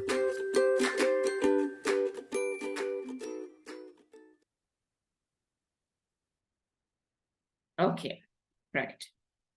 So you can see the importance of performance management for an organization, because it is really important then when we are focusing about the organizational success, in order to get the organizational success, how we are going to get the contribution from the employees. As I told you, as I told you and as the video explains, it is very clear. If the talented employees feel that they are not rewarded properly and adequately fairly, they would not like to stay in the organization for a long period of time, right? They will leave the organization. So that will be another issue, finding new employees, right? And it is very expensive where finding new employees. Now, what is HRD? Basically, now we learned about the definition of HRD. So if I bring you the scope of the HRD, so simply like the scope of the HRD, you can see HRD framework for helping employees develop their personal and organizational skills that I was discussing. We need to develop their personal and not only the professional skills. Organization skill means the professional skills. Not only the organizational skills, what we call as technical skills and all the things, but they need to develop in their personal lives also. That is really important. Personal life එක කොහොමද මෙයා develop කරගන්නේ කියන එක. And so therefore personal and organizational skills, knowledge, so and abilities. So normally when when we are talking about employees, we say they should come up with KAS. KAS means what? Knowledge, attitudes, and skills. So not only the knowledge about the things, what they have, how they have to do, what they have to do, they should have skills. They should have abilities to do those things, right? And then only a person will be like developed. Now think about, there are some, even sometimes we have seen some personalities, they are doing some good jobs, but still they do not have the ability as others, the energetic, right? They are not very energetic. They do not have sufficient, let's say, communication skills. They do not have sufficient interpersonal skills, right? Specifically. කොච්චර හොඳ වුණත් වැඩක් නැහැ. එයා දන්නේ නැහැ අනිත් අයත් එක්ක කතා කරලා හොඳට ඉන්නේ කොහොමද කියන එක. So like this, a lot of problems can be there. So once everything is developed, only we call it as a very good employee. So you can see that even the schools are doing that. එහෙම නැත්නම් school පුරා පොත් ටික විතරක් උගන්ලා advance levels වලට ready කරන්න. ඕකනේ මේ school එකේ බලාපොරොත්තු වෙන්නේ ඇඩ්වාන්ස් වලට රෙඩි කරන්න. But it's not only that. Development does not talk about only developing these skills. That is why most of the people now, they are moving to private universities and private schools. Why? Private schools and private universities are more focused on developing the skills of the skill set of the students. How to do public speaking, how to improve communication skills, how to go for chess, how to go for art and craft, how to go for cricket. So like everything. Every skills are embedded. Every skill is embedded. So it's like that. So here also, we would be looking at not only how to work as a very good employee in an organization, but also the personally also they needs to be developed. Because once a personal developed, he will be a satisfied employee, right? Includes such opportunities as employee training. So it is obvious that we are talking under HRD employee training. It is a must, right? Technical training should be given. කොයි දෙයක දුන්නත් වැඩක් නැහැ. Technical training එක නැතුව ඒක හරියට සමහර වෙලාවට ස්කෝල වලට ගියාම දැන් සමහරු කියනවා I have been a prefect, I have been this one and that one and this one, but you have failed your advanced level. So what's the point of that? So it's like that, right? So the technical skill should be given. Otherwise, if he can't work me, or machine operator kenek none. If you are a machine operator, if you do not know how to operate the machine, no point of having all the other skills. Good attitude, good knowledge, good skills, no point. Because you should have the technical skills. So that is the prime thing. That is why it is mentioned in the very first. Employee training and employee career development. We want to let them know this is your career development. That's what I told you now. If it comes to police, PC, sergeant, SI, IP, CI, ASP, SP, SSP. So likewise, you go in this career ladder and it is very clear how I am going through with this succession plan, simply career development, right? And that is why in order to develop the career, you're coming up with several skill sets. So that is why some organizations, they prefer some employees from particular companies. මේකේ කලින් වැඩ කරලා තියනවාද? කලින් වැඩ කරේ කොහෙද? මේකේ වැඩ කරා. So because I came now because of expecting a higher salary. So then they consider, you have worked in this company. So they give the preference, right? Because they know you may have undergone with some good career development programs, good skills programs. So likewise, so career development is like that. And performance management. So whereas you have to focus on the performance management, we are always talking about this performance management process, how to plan the performance, how to communicate, how to rate the employees, and how to reward them. So all these things, right? And mentoring. Mentoring is also really important. How to give advices, how to observe. The mentoring always comes up with, it's like now we say a parent should be a good mentor. A good mentor. පොඩි කාලේ ඉඳන් එයා කොහොමද කරන්නේ දේවල්. එතකොට that is why it is advisable parents You should never let a kid to do even a subject which he or she is not preferred. සමහර වෙලාවට advanced level stream එක තෝරනවා ගෙවල් වල දෙමව්පියෝ. You should never do that. If you are a parent, you should never do. You should let the kid to choose. එයාට පුළුවන් දේ කරන්න එයාට තෝරගන්න දේ. සමහරු ආර්ට්ස් වල සමහරවල්ලාට maths වලට ලකුණු අඩුයි, science වලට ලකුණු අඩුයි, but still they want to make the kid a doctor, right? The kid also doesn't like to do science streams. He likes to do art stream. බොරුවට සයන්ස් කරන්න ගිහිල්ලා ඊට පස්සේ ෆේල් වෙනවට වඩා ආර්ට්ස් කරලා ඒ ළමයා ඒ තුන අරගෙන he may enter into law college or maybe become a lecturer. So likewise arts area again. So likewise he or she will be success in the life. Mentor means you would be recognizing the employee's skills from the beginning, right? What the person is skilled at, what he really needs to do and all, and he will be giving sufficient advices how to go in the career ladder. And succession planning, as I was talking about, we need to plan the success of the employees, how he is going stepwise up. That is important.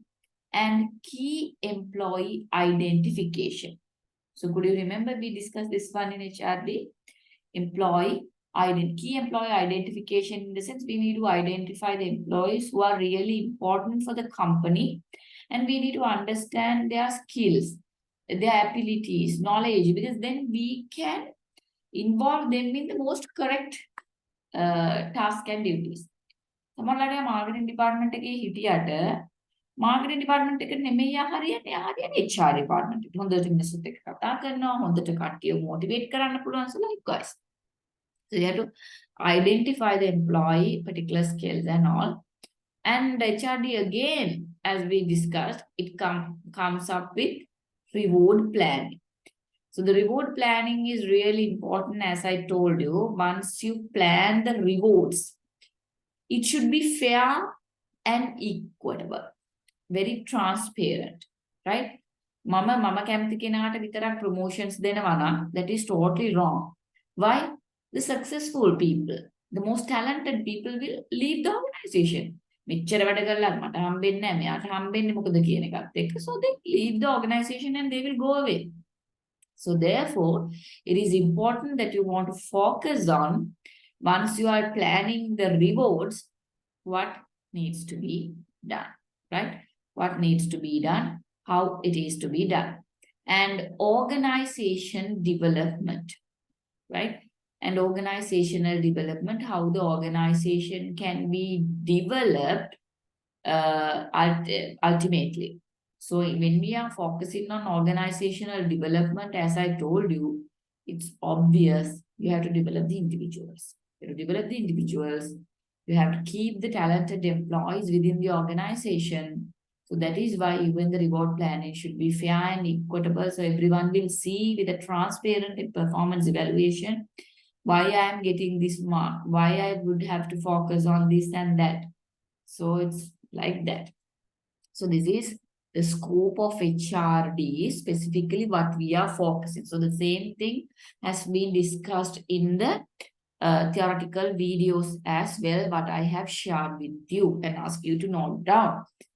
So performance management as a tool of HRD linked to the various subsystems of HRD reinforce the competencies for the development performance.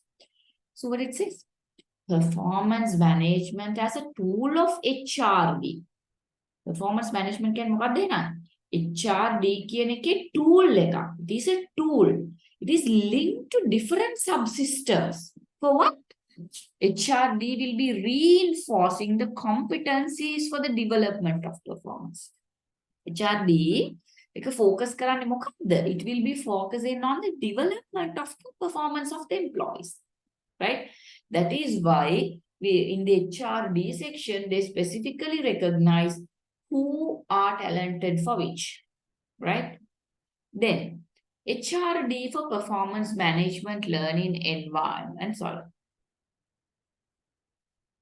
for performance management learning environment leads to the competitiveness of organization, considerable connection between organizational objectives and outcomes should be developed through HRD functions. What that means? HRD for performance management learning environment. Now look at a learning environment. What's the difference with what do you mean by learning environment? Learning environment means now the organizations which always exposed to the changes of the world and it learns new things. Then corona වලට exposed වෙලා learning environment එකක ඉන්න organizations ඔන්න පටන් ගත්ත online ඒගොල්ලෝ පටන් ගත්ත වෙන වෙන විදිහවල් වලට මේක market එක upgrade කරන්න. You know some organizations during the corona period they have been successful in a very vast way. While some organizations collapsed for the forever, right? So once you are not in a learning environment එකක ඉන්නේ ගොඩක් වෙලාට වෙනස් වෙවි ඉස්සරහට learn කරනවා. එහෙම නැති වුණාම it would collapse.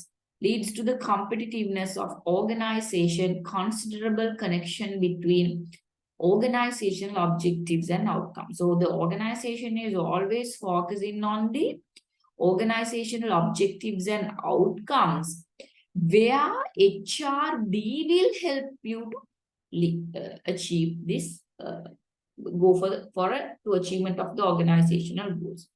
HRD කියන එක තමයි focus වෙන්නේ.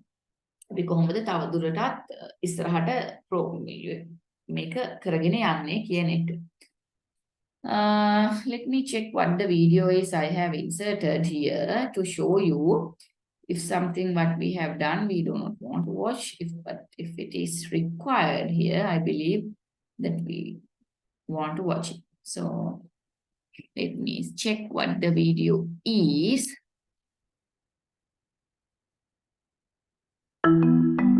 Okay, it comes with what makes a great HRD. So watch it.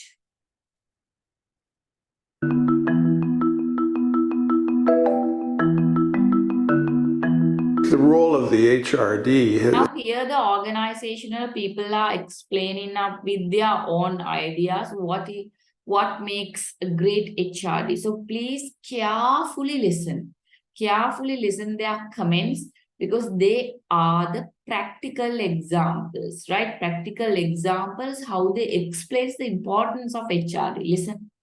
Has really increased significantly in recent years. It's a key member of the executive team, on par with the chief financial officer, chief operating officer. It's part of the core team of the CEO. I believe that HR is a leadership function, and a successful HRD is a person who he or herself knows and believes that they are a leader.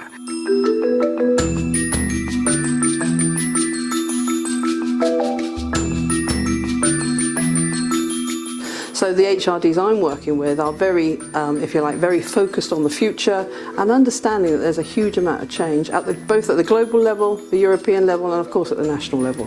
I think that the human resource role is a little bit like the finance role in the sense that it's absolutely key to the success of any business. Good HRD has a broad range of abilities. So businesses are commercial and HR directors need to understand the commercial implications of what they're doing. What CEOs are really starting to value now is the HRD's understanding of the business, its customers, the industry that it operates in, and really how you make the HR game plan align with the business strategy of the company to really drive results. They own the people agenda in the organization, and they have the responsibility and the accountability to ensure that things are done right by the people in their business and the people that their business serves.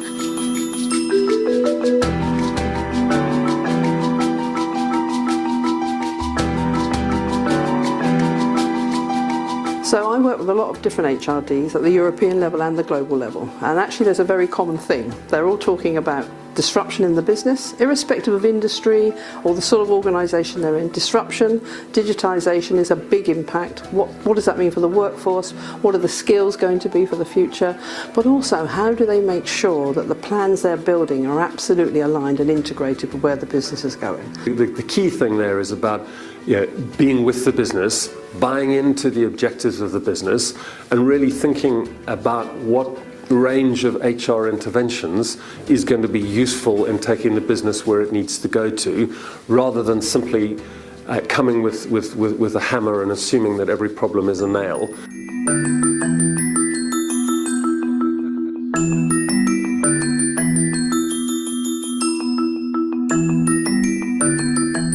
Employee engagement has become a much bigger topic over, I guess, the last 10 years, as has diversity, and that's a really important thing across the business, and that's diversity in all aspects, and that's something that the HR director is really key in ensuring that recruitment processes bring in that diversity, and by that I mean diversity of thought and diversity of approach rather than necessarily background, so it's not about box ticking. So what makes a good HRD as well is an HRD who understands their organization. Maybe they may have worked in different parts of the business as well, and it also in different professions, but they understand the business. They get an understanding of the leadership team, they know where the business is going, and they have an idea of how they want the business to get there. Then of course they've got to have the commercial skills, they've got to have the insight, and they've got to have the power of influence to really enable the business to follow where they're going.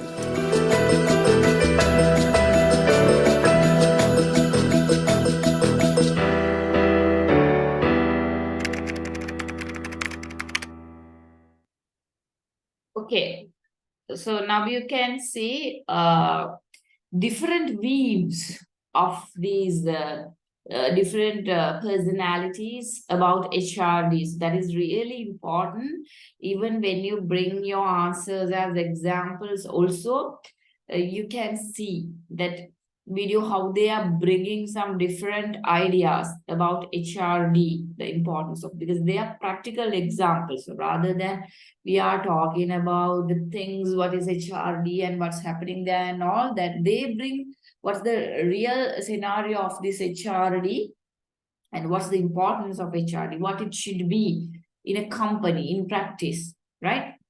So now we'll see what is training and development. Here, as we discussed, the first thing here, and the HRD functions, HR, training and development.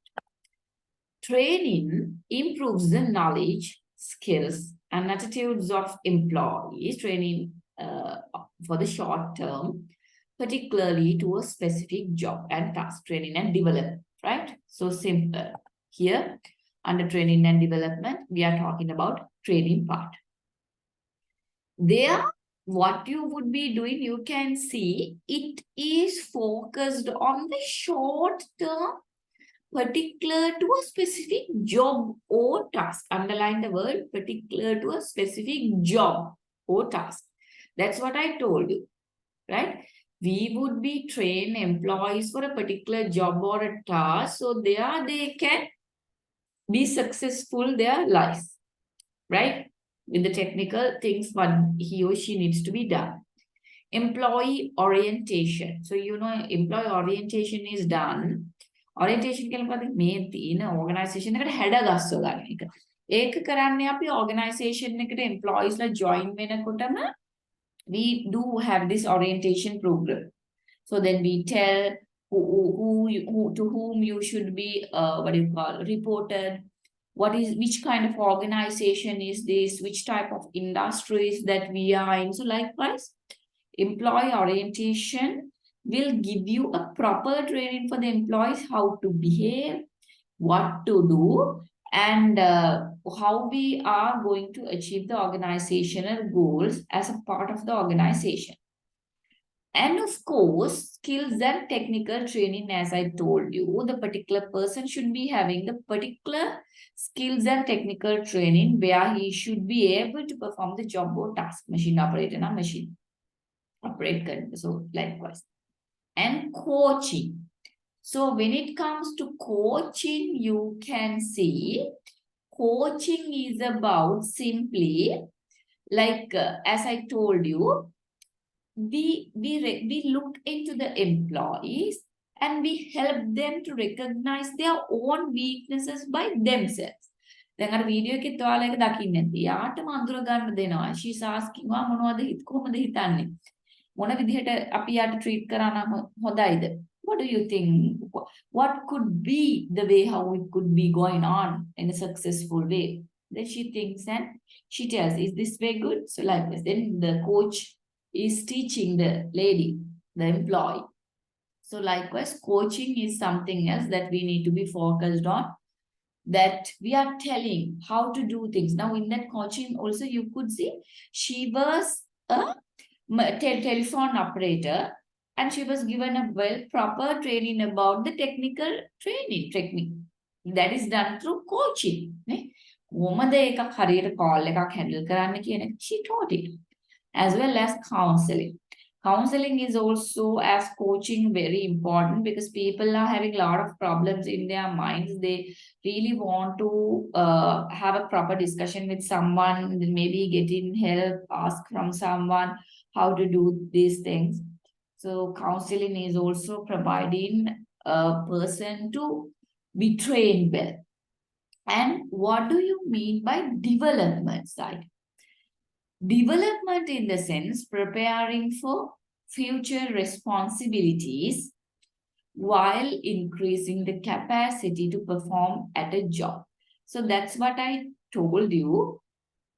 We let employee not only to go through with the technical trainings, technical knowledge and skills, but we will be looking at how the employee should be prepared for future responsibilities. Right? How they can be prepared for future responsibilities while increasing the capacity to perform at a current job. Right? So while increasing the capacity to perform at a current job, we focus on future responsibilities. We teach the employee how to perform when you are in current එකන කියන්නේ advance level එකෙන් ලැබුණා ඔය දැන් පාඩම් කරන්න ඉස්සරහා එන විභාගෙට දැන් පාඩම් කරන්න not the future. So it's like very same. The organization will be practicing through management training, supervisor development, how to face for the future responsibilities.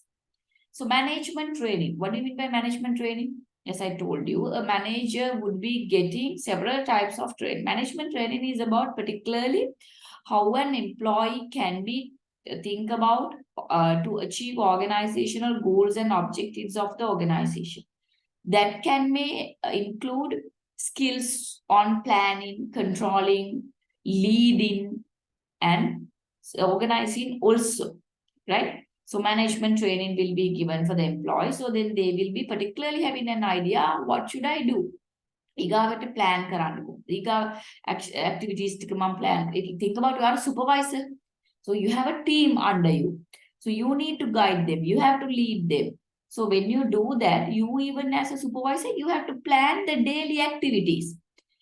Then supervisor can garment. If you are working for a garment manufacturing company line, let's say you have different teams, lines, we call as lines. Lines can employees subordinates. You are the supervisor. So you should learn how to plan your day activities. They are given separate trainings. That's what you call as management training and supervisor development programs, right? So they would be teaching how to organize these employees. Organize how we are going to disseminate the resources and the authority, power, responsibilities among others. In sampath, resources, and organizational activities, task, duties, right? So, and leading, how you should lead and how you should control the things. Control means what? We would be looking at the actual condition at the expected level. අපි expect කරන දවසකට 100ක් අපේ line අපේ එක employee කෙනෙකුට මහන්න පුළුවන් කියලා. නමුත් මගේ line එකේ ඉන්න හැමෝම 80යි නම් මහන්නේ. So I should have an understanding what to do for this. In order to bring it to the expected level, what should I do? So likewise, the organization is always will be focused on giving management training, supervisor development, not only the technical training, right? In order to be ready for the future job requirement. So that is really important. Okay, now it's almost 10 o'clock. It's almost 1 hour past, so we'll have another 10 minutes break and we'll be back to the session, right? So you can have 10 minutes break and we'll be back at 10:10.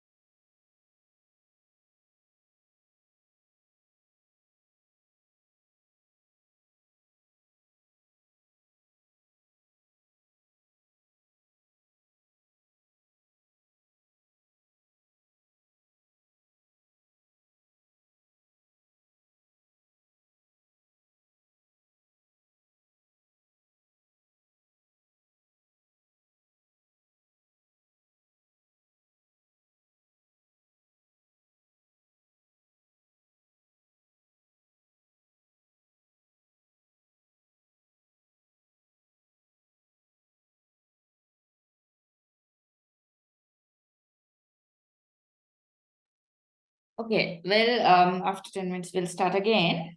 Right. So now I was talking about this training and development, right? So now we will focus on next one, that is to discuss about what is organizational development. Because as an HRD function, we are talking about, we are focusing at this organizational development. So you can see, what's that? The process of improving an organization's effectiveness and members' well-being through the application of behavioral science concepts. Then by when behavioral science concepts it's just about how people are behaving, right? So don't think about that, all the concepts. Just talk about that, how the people should be behaved in order to go for effectiveness, right? So we'll discuss again. Focus on both macro and micro levels, HRD plays the role of a change agent. Now look into this very carefully. What it says? The process of improving an organization's effectiveness and members' well-being. How to improve the organization's effectiveness. Remember, effectiveness. Effectiveness means doing the right things. Doing the right thing. That is the effectiveness. If you are not knowledgeable, can you do something at the very first time in the most correct way if you do not have the knowledge? No. If you know it, you can do. Think about even cooking a rice. If you don't know, you can't do it at the very first time. But if you know it well, you can do it simply, the right decision, effectiveness. So very similarly, employees' effectiveness will be leading to the organizational effectiveness, because HR is the people who would be deciding about how to manage physical resources, how to manage everything. So therefore, looking at the individual effectiveness is really important, right? And members' well-being through the application of behavioral science concepts, right? So when we are looking at the organizational effectiveness, which leads to organizational development, we want to look into members' well-being also. We should not exploit employees for organizational success. Some organizations say, organization ke success employees like exploit. But in exploit ශ්‍රමශූරා කියන්නේ. එතකොට අර වැඩ දෙනවා බලන්නේ නැහැ කිසිම well-being එකක්. So people are very stressful, but they probably, the organization may achieving the goals and objectives. It can be, right? So but it's not the most appropriate way that you have to be done this one. Members' well-being can be mentally and physically well-being, right? So we need to focus on employees' well-being. Meanwhile, we focus on the effectiveness of the organization. Then only we see it as an organizational development, because people are a part of the organization. You can't see just by achieving the profitability, just by appraising the assets of the organization, that you have achieved the organizational development. No, it's not. You have to look into the employees' well-being also, whether they are satisfied, whether they are happy, whether they are physically and mentally being well, right? So then only that would be leading to organizational development. So that's what it says. That would be going through with behavioral science concepts. So even if you feel it's difficult, well, you just cut it off, the behavioral science concept. So it's just say it would be deciding based on the behaviors, right, of the employees and the organization. So what we focus here in the organizational development, both macro and micro levels HRD plays the role of a change agent. Macro and micro level means what? Macro means like the whole,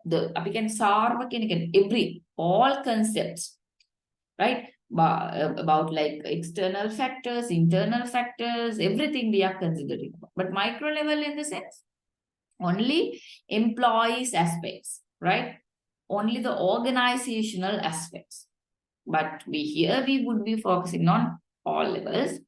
And HRD plays a role of a change agent. HR will be a change agent. HRD එකකින් කරන්නේ මොකද්ද? Change කරනවා කෙනෙක්ව. Change agent කෙනෙක් විදිහට වැඩ කරනවා කියන එකයි. Now if you take what you call Prabhakaran. So Prabhakaran is a very good change agent. Why?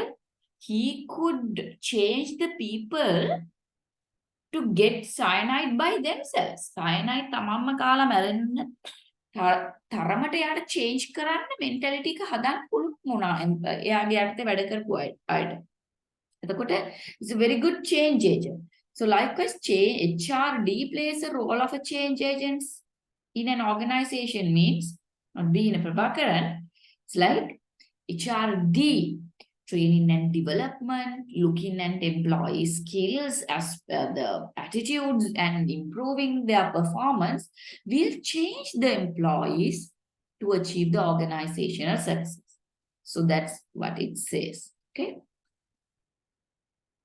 And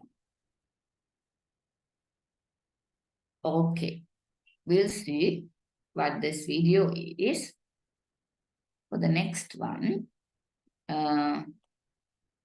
if it is, if we have watched it, I'm not going to do that again. If we have not watched, we'll watch what that is. Okay, this will be explaining about organizational development. What is organizational development? See.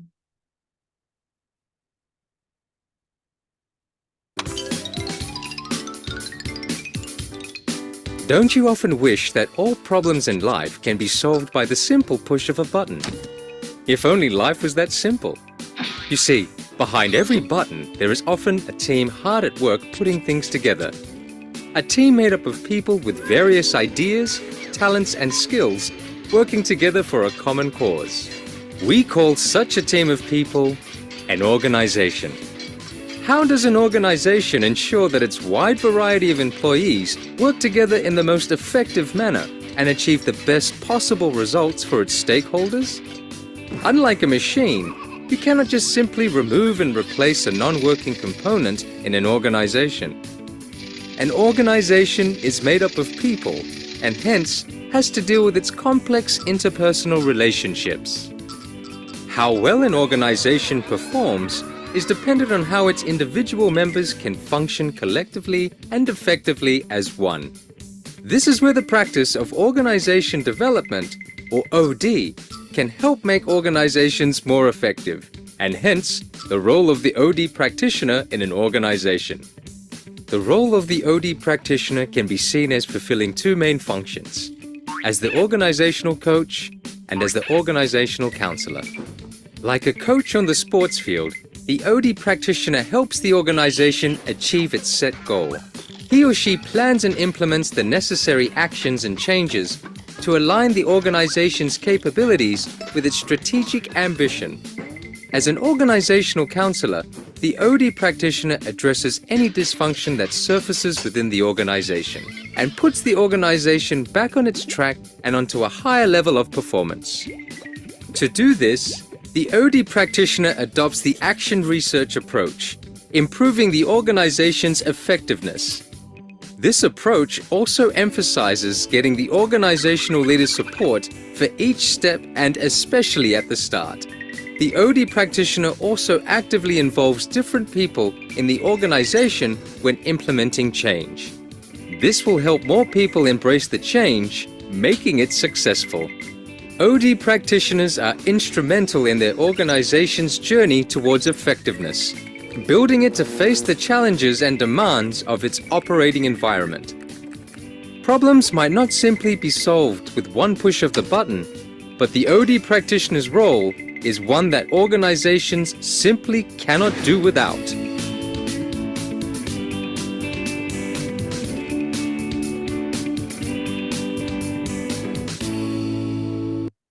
Okay, now look at it says about a very simple what you call video on organizational development, right?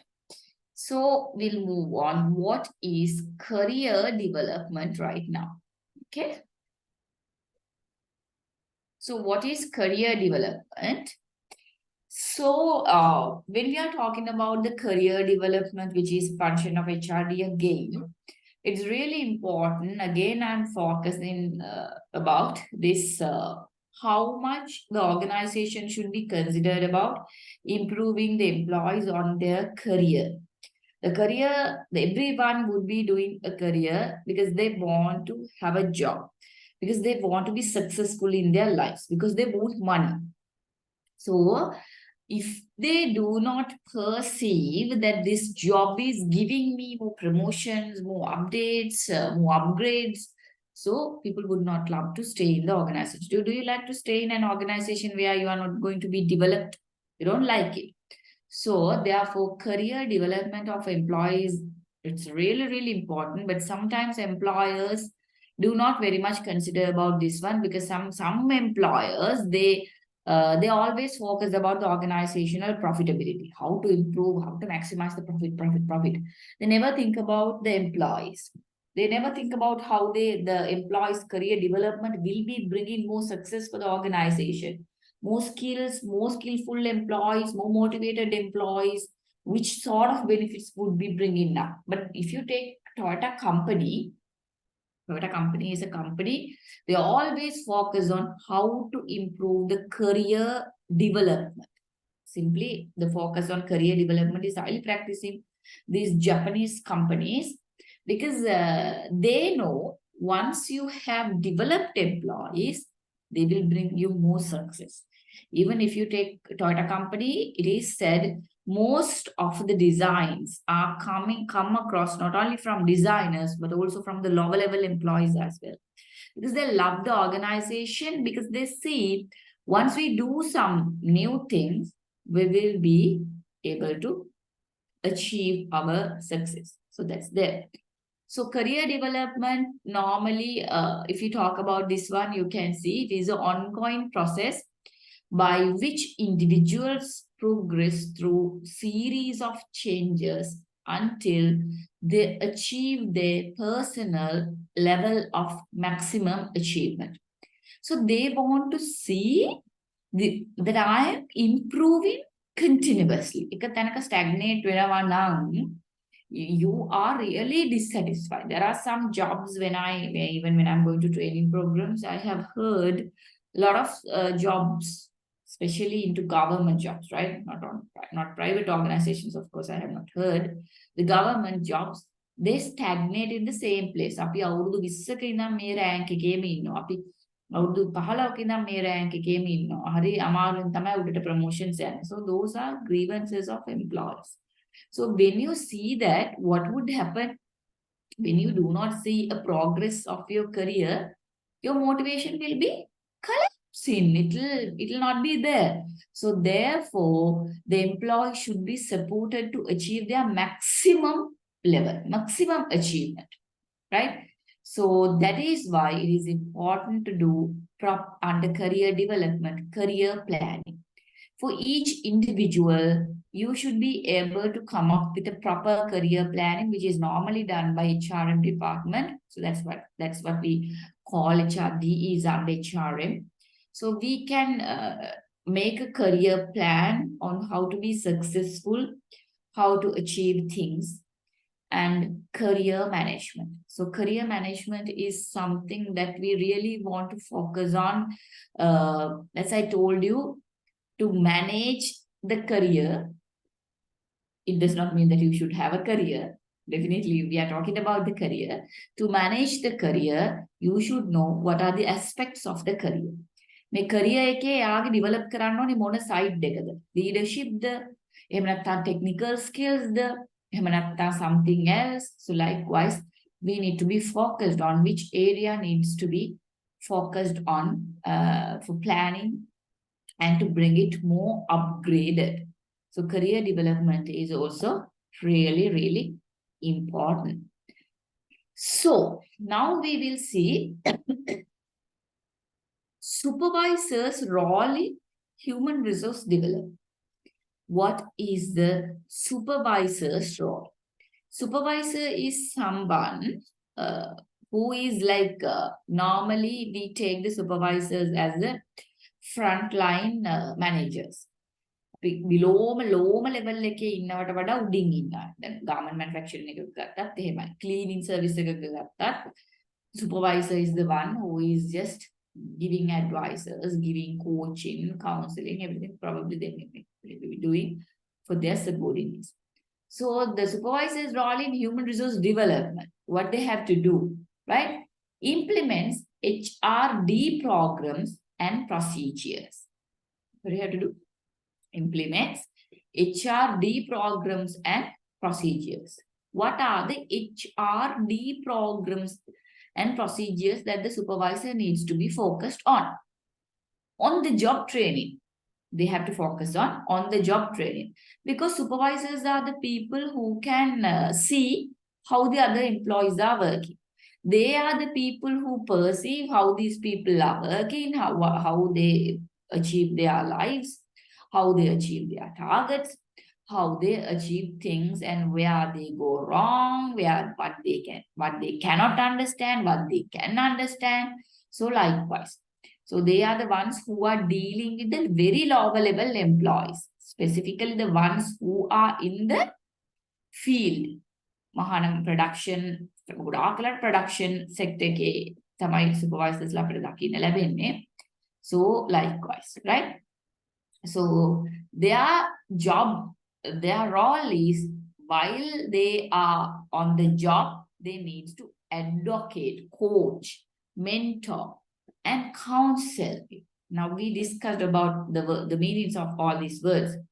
How to be a coach, how to be a mentor, how to be a good counselor, and to listen to their grievances and to bring up their suggestions for just eradicate all the issues, right?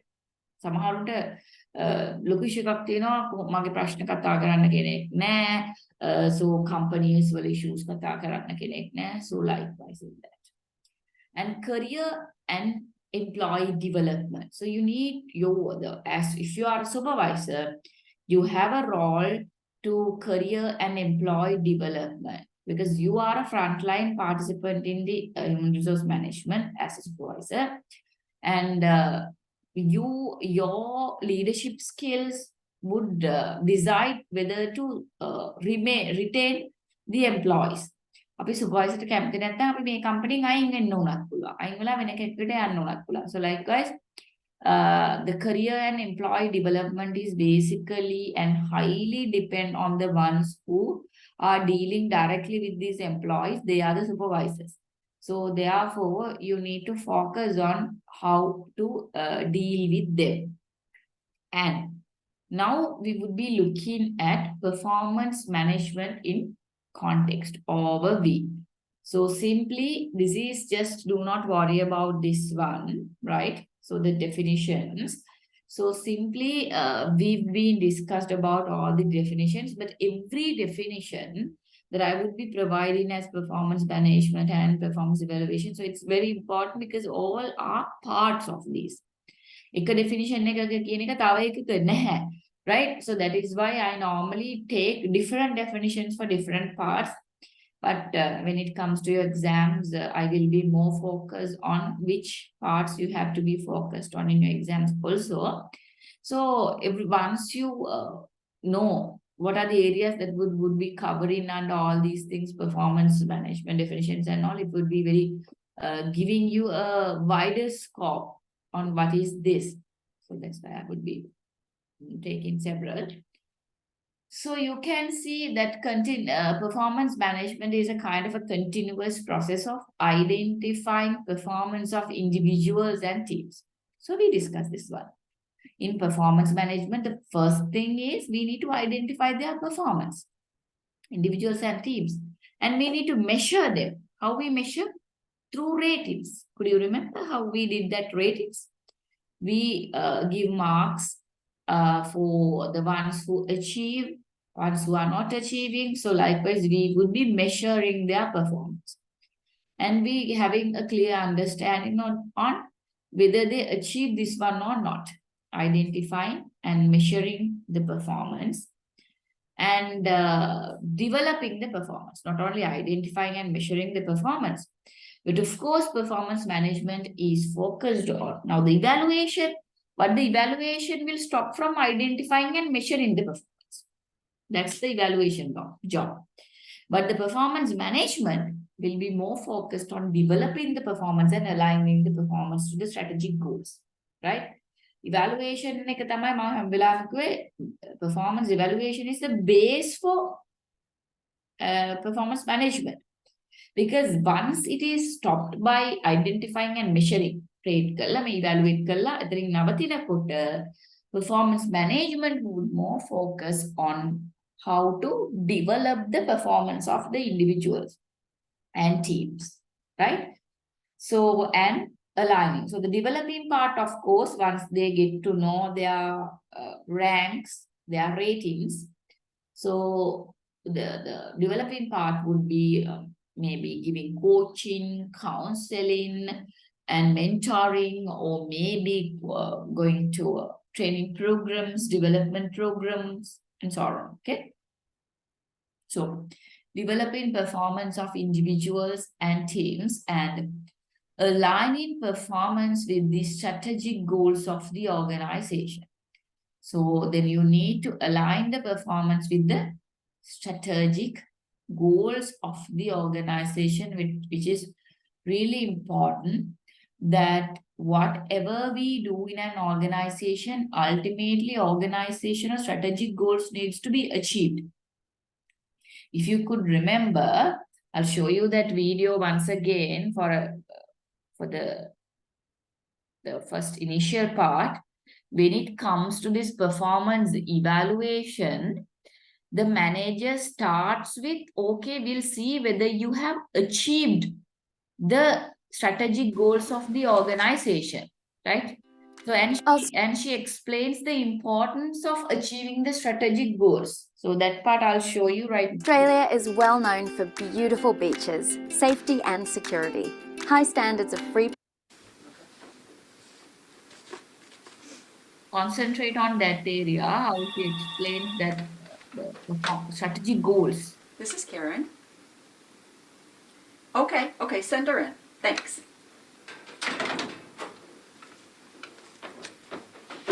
Hi, Brittany. Hi, Karen. How are you? I'm Thanks good. for How are taking you? time to come in Thank you. and go over your performance appraisal. Mhm. Thanks so much for completing the self-evaluation form and sending it in on time. I really appreciate it. Sure. And I have to tell you, in looking at your ratings, I think we're right on target with each other. So Good. that was very good. As you know, the performance appraisal process is a very important process here at Keystone College because it provides us with an opportunity to talk about what's going on in your work, gives you a chance to tell me if you have any concerns or issues, and it also provides me with an opportunity to share with you how you are supporting the whole strategic planning process, the strategic goals of our department and of the college, and to show you that you really do play an integral part in the success of the department and the college. Mm-hmm. So with that, let's look at first your goals from last year. Mhm. You did an excellent job on the department report. Thanks. I worked really hard on that. I could tell. Yeah. I could tell.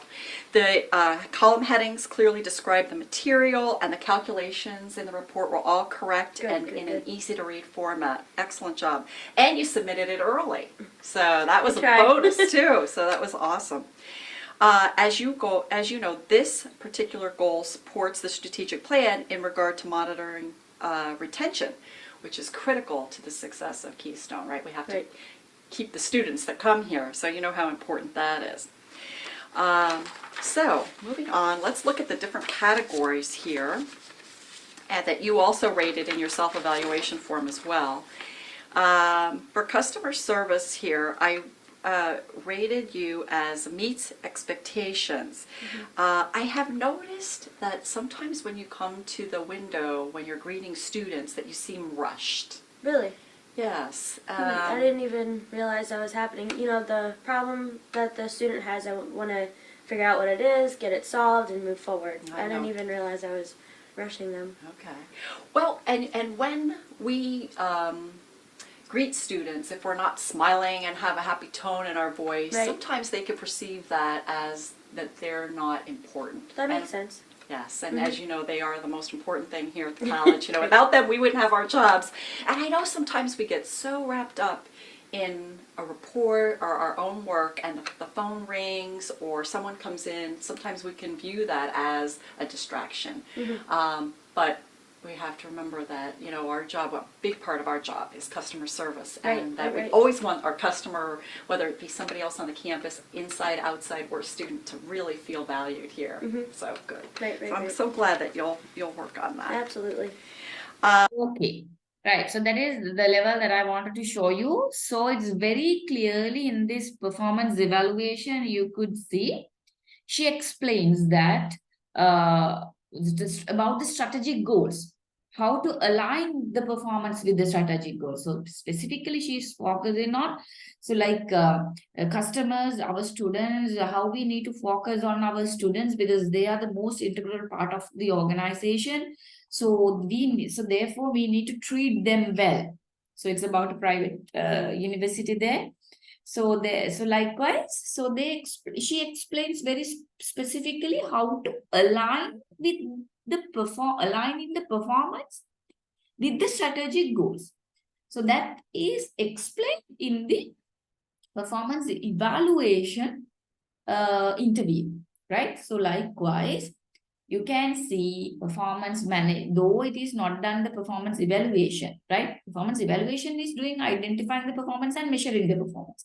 But it is explained in the evaluation because there is a way that they should know what is the strategic goal of the organization and what is the importance of achieving with the strategic goal, right? And you can see now we would be discussing about performance management versus performance appraisal. Okay, so we would be we'll watch this video, then you would be getting a clear understanding on what's the difference between this is about performance management video, and later on we will be discussing on performance, what's the difference between performance management and performance appraisal. So first we'll go through with this one, then we'll have. If you do any kind of writing, you need to check out this AI tool. It's called Quillbot, and it made me a better, faster, and smarter writer. Their paraphraser tool will Jan, Job Accommodation Network, Practical Solutions, Workplace Success, 800-526-7234, for voice, 877. Abigail and her supervisor, Mike, are meeting in Mike's private office. Abigail is sitting across a desk from Mike as they discuss Abigail's performance plan. Abigail seems content and is smiling until she learns her evaluation is not going so well. At this point, she begins to have a distressed look on her face. Abigail, as you know, it's that time of year when we do performance reviews. Yes, I know.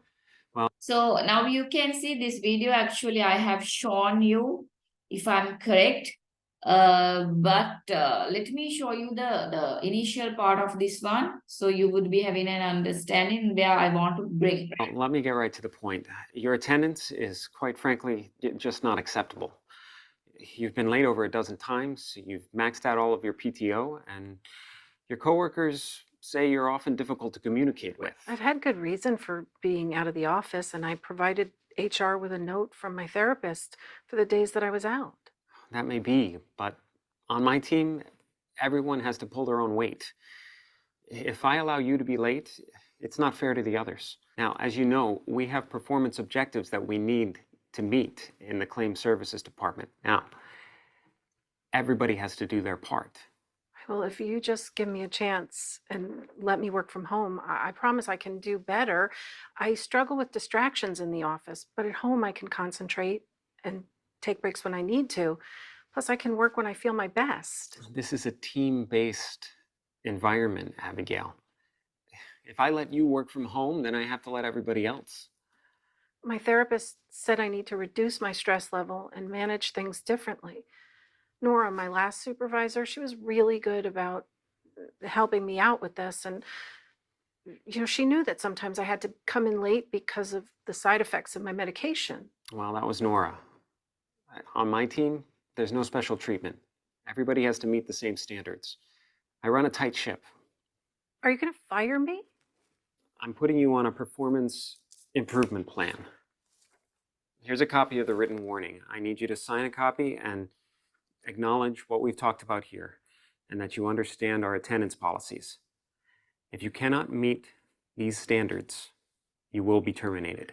As the review went poorly, Abigail begins to cry, gets up and quickly leaves Mike's office. Celeste from Human Resources picks up the phone in her office. Mike is on the line and is shown with a concerned look on his face. Phone rings. Now you can see in this video that where I wanted to bring you very clearly and specifically, when it comes to performances, at this moment, the evaluator, how the evaluator responded. He was not looking into the employee's aspects, right? So the evaluator is quickly jumped into the conclusion, you are not very good in this one. So he is asking her to sign, and there he explains, if you are not performing well, you will be thrown out from the organization. So she did not sign that. Once the performance in an interview, if she is not signing, it says that the employee is not agreeing with this thing. So anyway, you can't take it as a legal documents to work against her. So the main thing that you want to know in that video is how to do a proper performance evaluation. So I believe I have shown you that video before, so therefore I'm not going to take the whole time to show you that one. But the part that I will be that I have shown you just right now will be important for the later on explains. That's why I just wanted to bring you this one within this lesson. So now you see, performance management is not performance appraisal. That's very simple and it's obvious, because I told you where the performance appraisal stops, the performance management starts. Actually, it is not where the performance management starts. Performance management starts from the performance appraisal. But performance appraisal will be stopping by identifying and measuring the performance. The rest of the things will be done performance management. But that, if you could see, everything would be coming under performance management. Identifying, measuring would be going to performance appraisal, but performance management is a whole process of this identifying, measuring, developing, and aligning performance to the development goal. So if I ask you, even in the probably this kind of examination question is very common, what's the difference between performance management and performance appraisal? So you can see performance management, if you look into that, it would be focusing on the strategic business considerations. Listen very carefully. This would be important for the exams too, right? So let me take some little time to explain this one. So performance management would be focusing on strategic business considerations. What do you mean by strategic business consideration? Strategic and upaya margika nikama business considerations neme. But strategic business considerations means we are aligning this for organizational goals and objectives. Uhe karannan wale karana business karana activities, business activities neme. We are focusing on this, how to do this one strategically, right? And ongoing feedback. So employee can improve performance. The importance is in performance appraisal, we are not going to give ongoing feedback, right? We assess and we just measure the employee. But this one, in management, we give ongoing feedback, where the employees will be developed. They will recognize what to do and how to do things, right? Ongoing feedback will be given. So employee can improve the performance. So employee can improve the performance. Ongoing feedback. So employee can improve the performance. And once you give this ongoing feedback, employee knows that he is evaluated all the time. He is followed by all the time. And he knows what should I do rightly, where I will go wrong, because then the next evaluation will be a successful performance. A successful performance will be coming for the next evaluation. And මේකෙදි මෙයා වැරදි හදාගෙන යන්නේ. යාට feedback එක නිරන්තරයෙන් ලැබෙනවා. අවුරුද්දකට පස්සේ නම් feedback එක එන්නේ. හරියට ඔයාලා විභාග ලියලා අවුරුද්දකට පස්සේ feedback එක ආවට පස්සේ ආපහු අපිට ඒක නිවැරදි කරන්න බෑනේ. So likewise, not in an organization also, if you get the feedback results after an year, ඒ අවුරුද්ද දෙන feedback එක ලබන අවුරුද්දට මතක් වෙන්නෙත් නැහැ. So likewise, you should not do that. The performance management, we always focus on how to give an ongoing feedback where an employee can improve the performance. So once you improve the performance, that's the way. Now even think about a kid. වැරදි කර ඕනේ හරි දේ කරන්න පුරුදු වෙන්න. නැත්නම් එකපාරටම ළමෙක් එකපාරටම ඇවිදින්න පටන් ගන්නෙ නැහැ. එකපාරටම කන්න බොන්න පටන් ගන්නෙ නැහැ. එකපාරටම ලියන්න පටන් ගන්නෙ නැහැ. නේ? They will do it, start wrongly, then they will be improving. So very similarly in an organization also. That's what the organization needs. වැරදි හරියට කරන එක. Then හැබැයි organization එක වැරදි කරන්න ගියොත් ඉතින් තියාගන්නේ නැහැ. ඒක වෙනම කතාවක්. So that you have to be focused on that one also. That thing also. That is why the ongoing feedback will be helpful and driven by line manager. So it's obviously the performance appraisal will be driven by the line manager, because the feedback will be given most of the time by line manager. Line manager means what? The lowest level managerial level. So that's what we call as supervisors most of the time. And foreman we call as supervisor, maybe foreman, maybe, right? So these line managers know what are their weaknesses, how they behave, what they do. So they would be more focused on these employees so they can give a proper feedback for the employees. While performance appraisal is doing only what? It assesses the employee, as we did, measure the employee, assess the employee, what are the strengths, what are the weaknesses. And this is done normally in once a year and lacks ongoing feedback. It is not very much focused on ongoing feedback. Once they do the performance appraisal, probably they will be given a feedback. But it is not an ongoing one.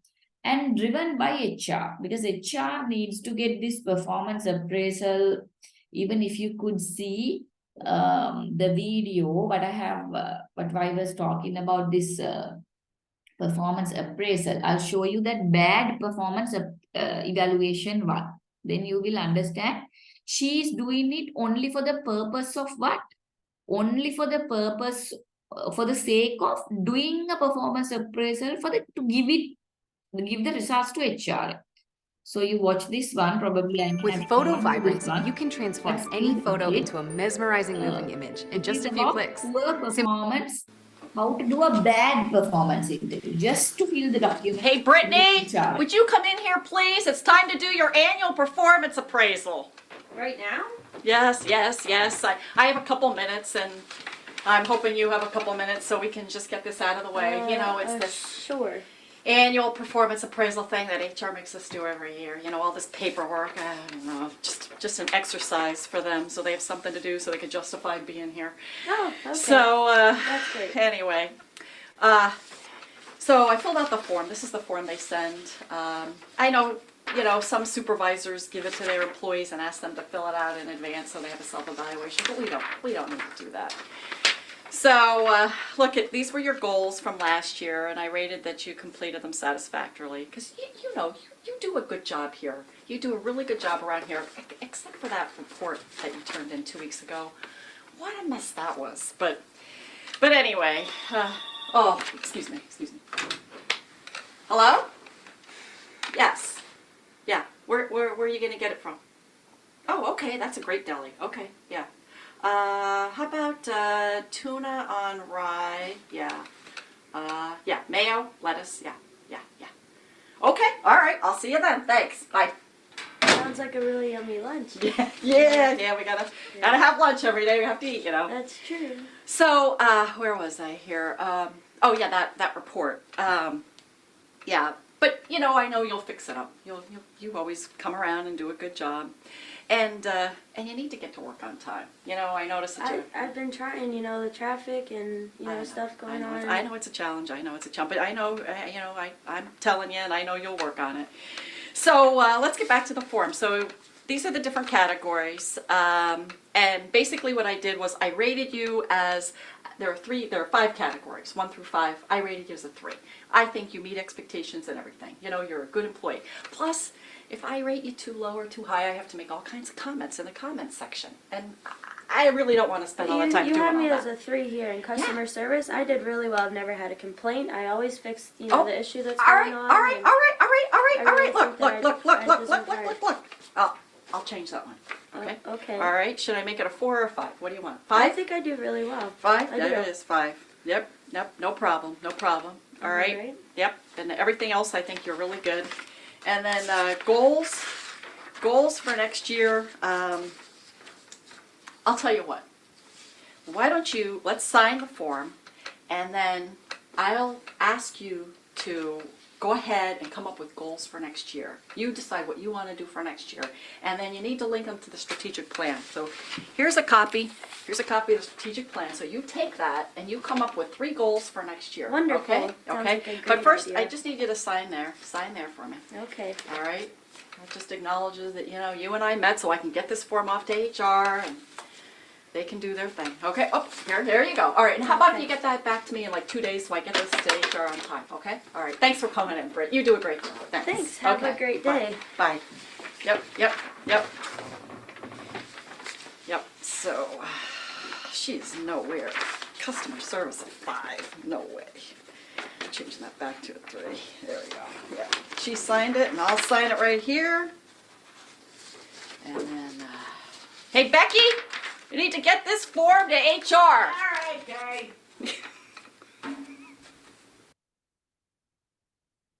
So now you could see in that video very, very clearly, right? So what's happening there? What do you mean by what's happening there? It is just to fill the HR documents. She's not explaining what is the strategic goal very clearly, just saying, okay, we'll see whether you have achieved the strategic goal. And she's not explained, then even she's not asking anything from the employee. So she just comes, say, okay, you sign it, later on we can discuss. So that is totally wrong. So, but sometimes most of the organizations are doing the same thing.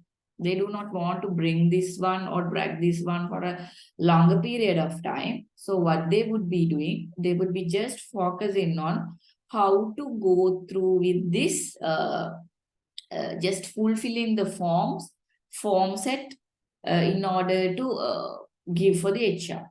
Because it is a requirement of HR. HR is always required to go for a performance appraisal of the employees and to understand what their level, what the level is. Okay, so the difference between performance management and performance appraisal you could see very clearly. While the performance appraisal is stopping from one place, but the performance management would be focusing on with a process where it always focus on ultimately how to align the employee's performance to the ultimate strategic business considerations. Okay, so the next one would be here, contributions for performance management systems, right? So this is also really important, contributions for performance management systems. But I'll have to take some time to explain this one. So therefore, I'm not going to do this one today. I will be doing this one in the next day. So meanwhile, let me bring you the things what we have done with our previous session, the session 1, because you should have the, you please, now you can see we have already done up to 22 slides and it's almost like for your level, you know, it's kind of, that's more than sufficient. Because if I overload with you with notes and all, it would, the subject it would be boring the subject also, because you know performance management is not a very fascinated subject.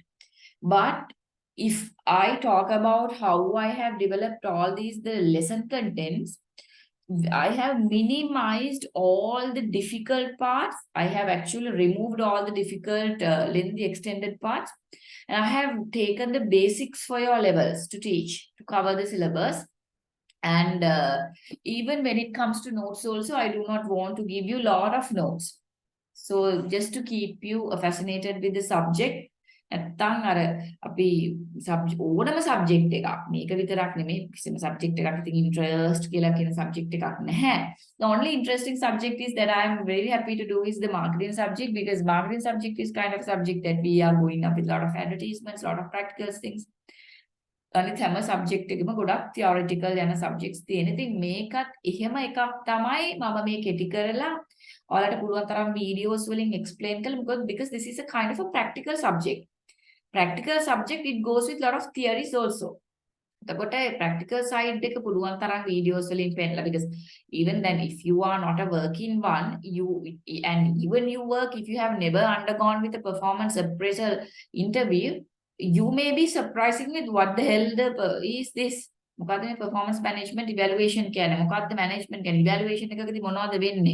මොනවද evaluator අහන්නේ? What the evaluator is asking, how the evaluator behaving, how the rates. එතකොට මම කියනවා මේ strategic goals can explain කරනවා කියලා. So I would like to show you in that practice.